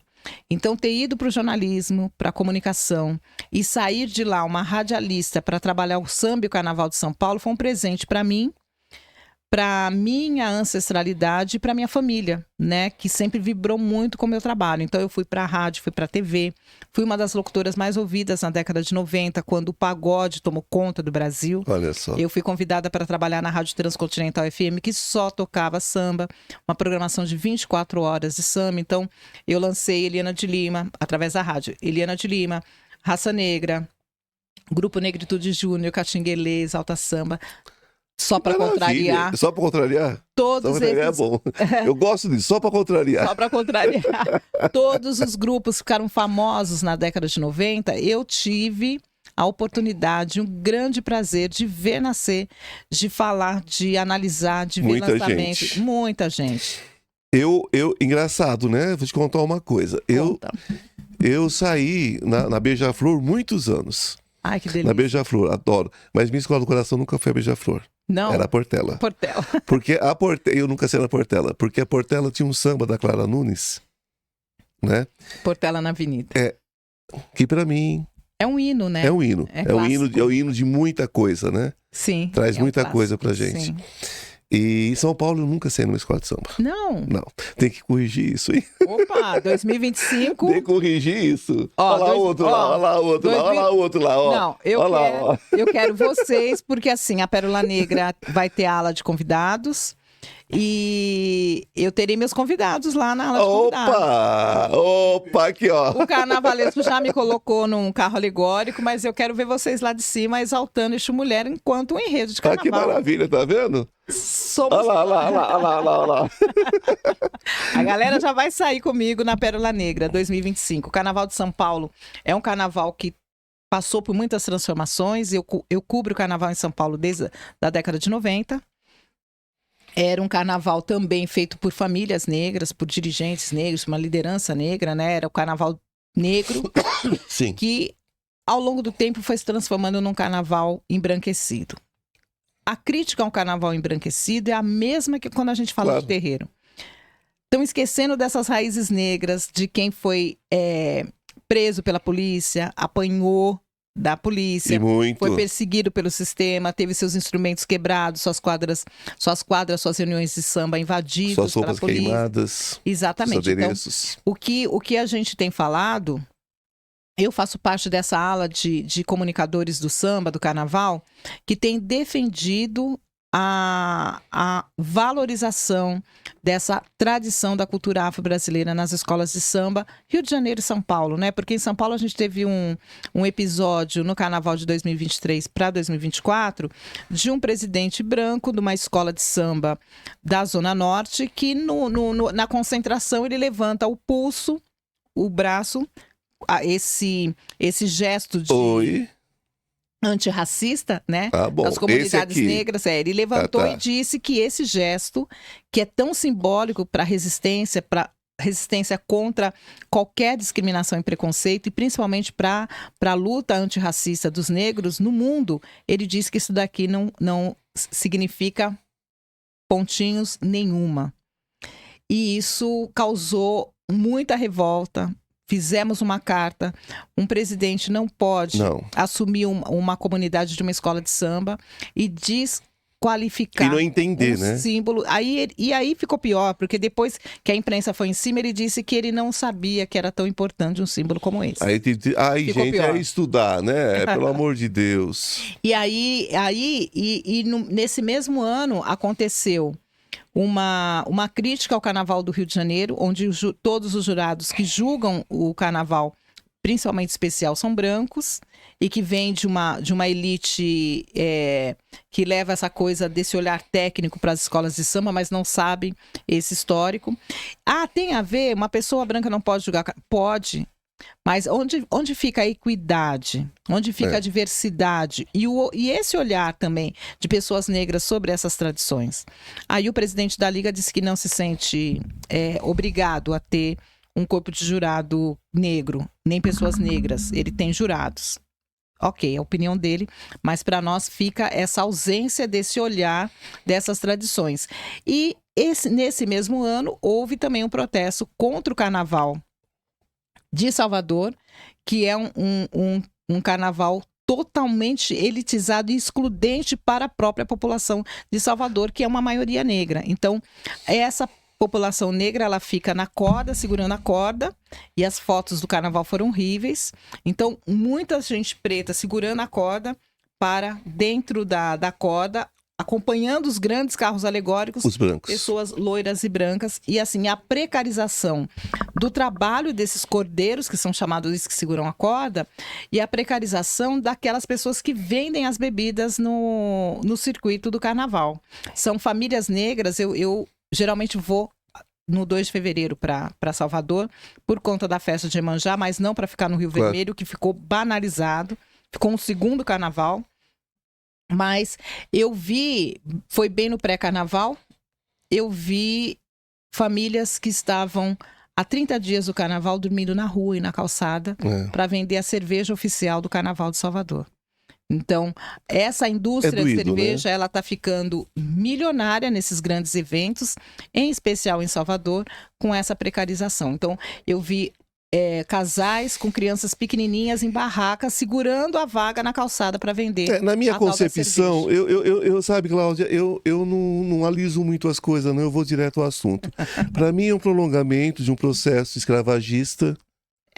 Porque para mim é isso, para mim é isso. Você sabe que a gente ainda vive dentro desse pensamento escravocrata. É um processo escravocrata, então não tem como. Sabe? As pessoas ainda... Eu falava com o Rafael esses dias. A gente conversa muito durante o trabalho. Falava, Rafael, se for feito nesse país um enquetezinho aí perguntando sobre o retorno da escravidão, é capaz de ter ainda uma grande quantidade de pessoas que vão aceitar. Porque isso eu falo rasgado, já falei que aqui eu não estou aqui para proteger nada do que dá Ibope nas redes. Não faça essa linha, mesmo, tá? Porque não basta você dizer que não é preconceituoso, que você não é racista. Você tem que ser antirracista. Você tem que brigar contra o racismo. Não dá mais para viver num país onde parece que a população preta são invasores.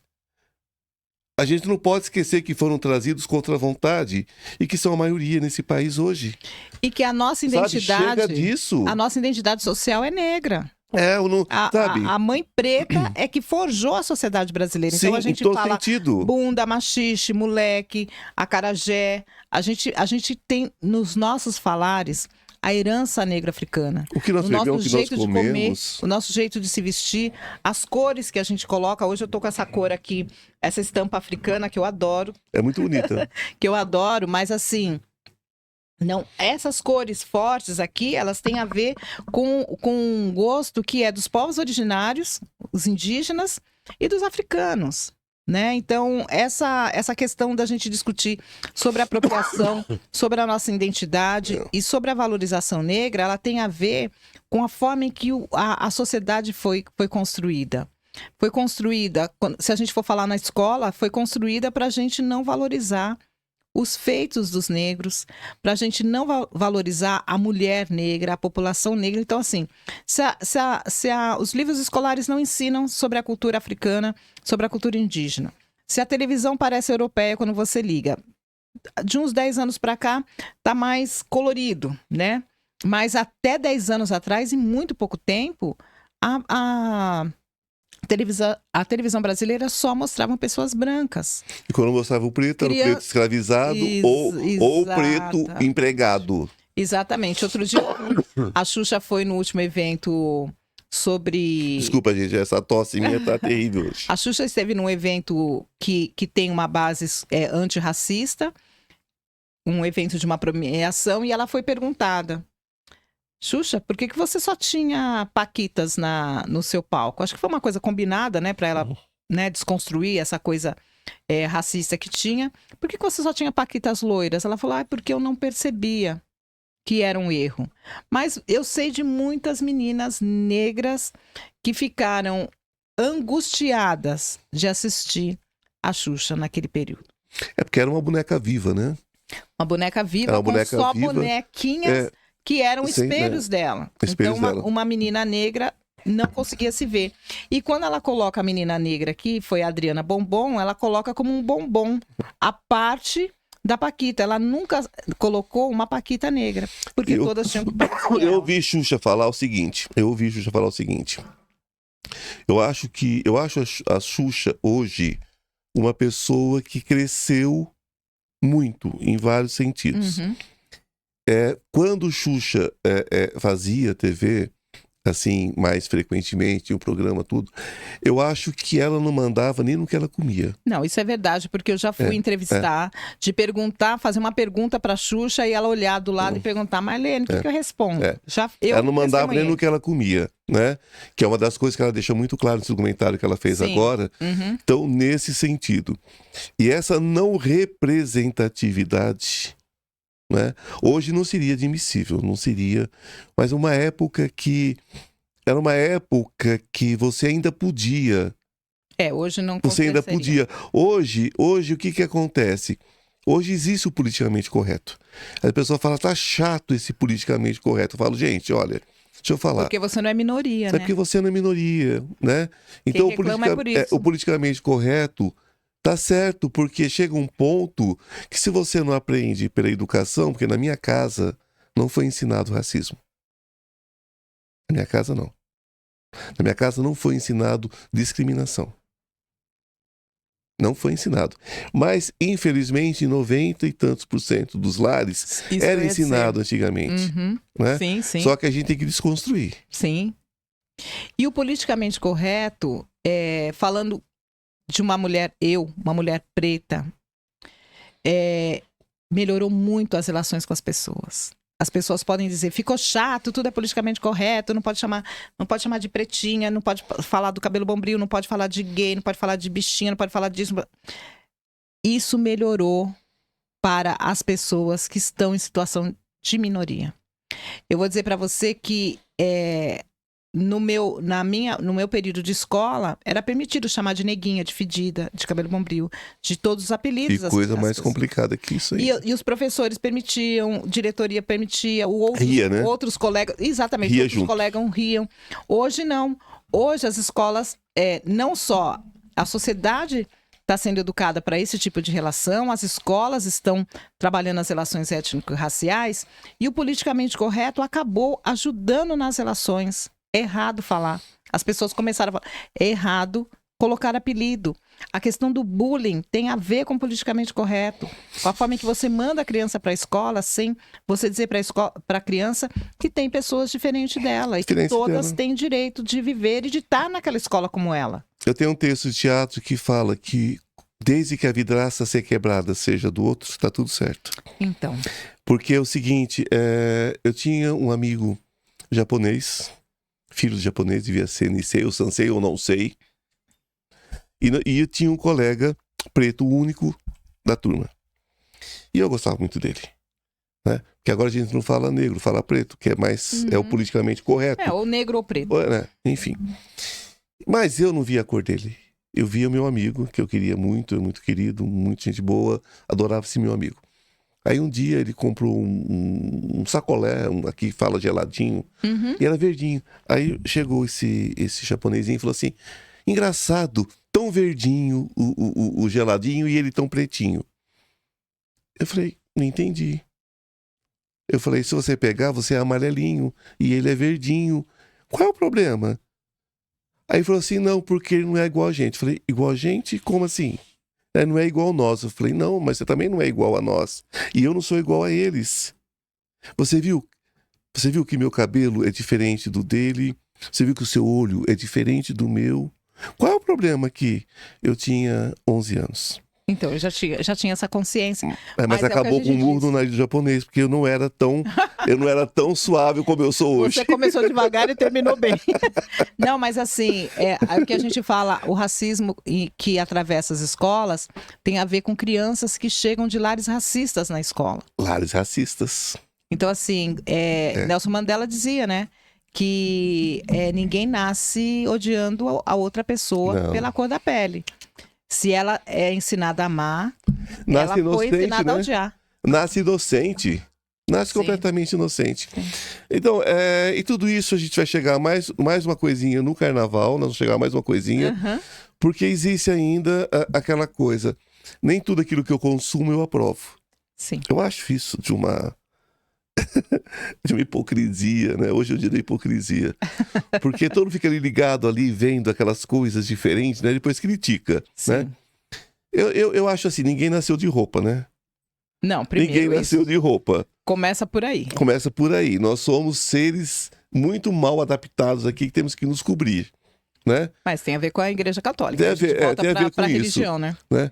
Não é a nudez de uma pessoa porque tá com uma roupa a menos, uma roupa a mais ali, que desqualifica ninguém, não é?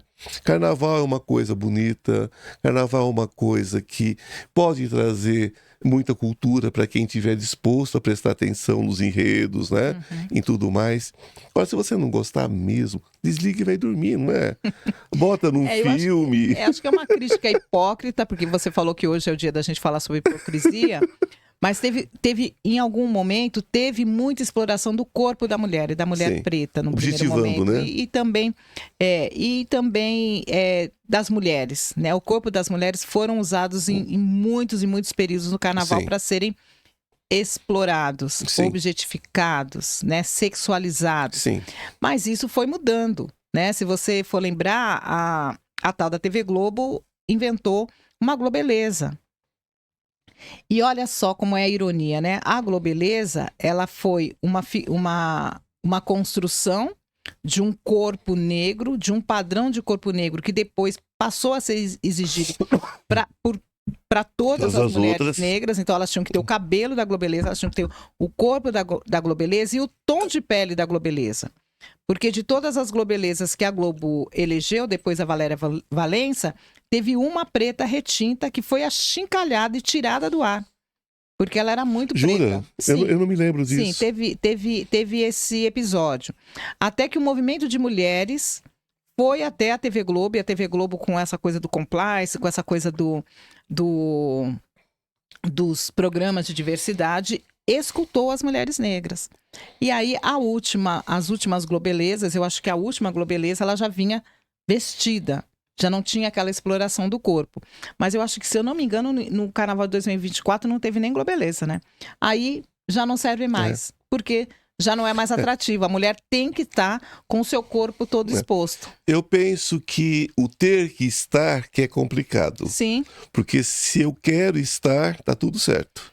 Mas se impõe... Não, se impõe é uma outra história. Mas a indústria cultural faz isso, a TV de grande audiência faz isso. Então, a história da Valéria Valença demonstra, ou da Globeleza, vamos dizer assim, que não é a história dela, mas é daquele personagem montado pela Globo, demonstra o quanto o carnaval, ele realmente se interessava em explorar aquele corpo. Porque quando coloca a roupa, primeiro, aquele corpo daquele padrão. Foram quase 10 anos, a Globeleza tinha um padrão da mesma personagem. Quando coloca uma mulher de tom retinto, ela é achincalhada e a própria emissora tira do ar. Depois disso, vem o movimento de mulheres e coloca roupa na Globeleza. E no ano seguinte, foi desaprovado a mulher com roupa. Tá vendo esse retorno, né? Sim. A cobrir, né? Sim. Mas assim, cobrir aquela figura não era por conta da vergonha do corpo, não, mas para não haver a exploração. Para não haver uma objetificação. Objetificação. Isso mesmo. Enrosquei agora, não trava-língua. Não, mas é trava-língua mesmo. Mas era exatamente isso. Mas você vê, então, se é para pôr roupa, não precisava colocar tanta roupa. Sim. Não precisava explorar. Porque os ângulos que faziam nas Globelezas antigas eram realmente exploratórios. Era abusador, né? Como mostrava a pintura, pintando o corpo, e aquele corpo escultural, aquilo ali era muita exposição, diziam que era arte, mas não para nós mulheres negras. Acabava sendo aquela história, nós vamos voltar lá para o Senhor do Engenho, né? E oferecer esse corpo negro. Oferecer esse corpo negro, né? Para ele e para o bel prazer dos seus convidados, né? É exatamente simplesmente isso. um corpo que se usa, né? Exatamente. Era isso. E é complicado. Aí é complicado. E foi complicado. É um outro universo. Bom, gente, conversa que nós poderíamos ficar aqui até amanhã e não acabaria, né? Mas nós temos um tempinho aí. E o pessoal tem compromisso. Suas redes sociais. Minhas redes sociais. Eu tenho Facebook, Instagram. É Claudinha Alexandre, né? Claudinha é o meu nome artístico no rádio. E o Instagram, o meu arroba é @claualex16. Bom, gente, nós tivemos aqui esse bate-papo maravilhoso, né? E pudemos saber mais da Cláudia Alexandre, que trouxe para a gente não só a questão da sabedoria, através das suas pesquisas, né? Quando fala de ancestralidade, fala de espiritualidade, fala do contexto, né? Do ser humano, acima de tudo, independente de onde ele veio. Porque é sobre isso, né? Somos pessoas com toda essa diversidade, com todas essas orientações de vida, de fé, enfim. Então nós falamos hoje sobre tudo isso com muito amor, com muita sabedoria e com essa intenção de fazer pensar. Né? De repente você não concorda com tudo. Passa lá numa peneira, pega o que sobrar, o que fizer sentido para você. Guarde suas flores, né? Encha sua cesta, que a intenção é essa. O que não servir para você, deixa onde está. Alguém vai apanhar. Você pode ter certeza disso. Né? Falamos também de música, falamos também de carnaval, que também é uma expressão cultural, religiosa, espiritual, certo? E de conscientização. Então, se você se propor, né, abrir os olhos, você pode ver muito mais do que você viu até aqui. Esta é a proposta do Consciência Paranormal. Trazer consciência. Consciência, gente, é um despertar. Não é uma caixinha pronta. Né? É o dia a dia. Então, que a luz esteja com vocês de forma muito especial, hoje e sempre. Não esqueçam de seguir o Instituto Ivan Martins e Namastê. O Deus que habita em mim, saúde o Deus que habita em você. Beijo no coração. Até semana que vem. Obrigado, Cláudia. Até mais. Certinho?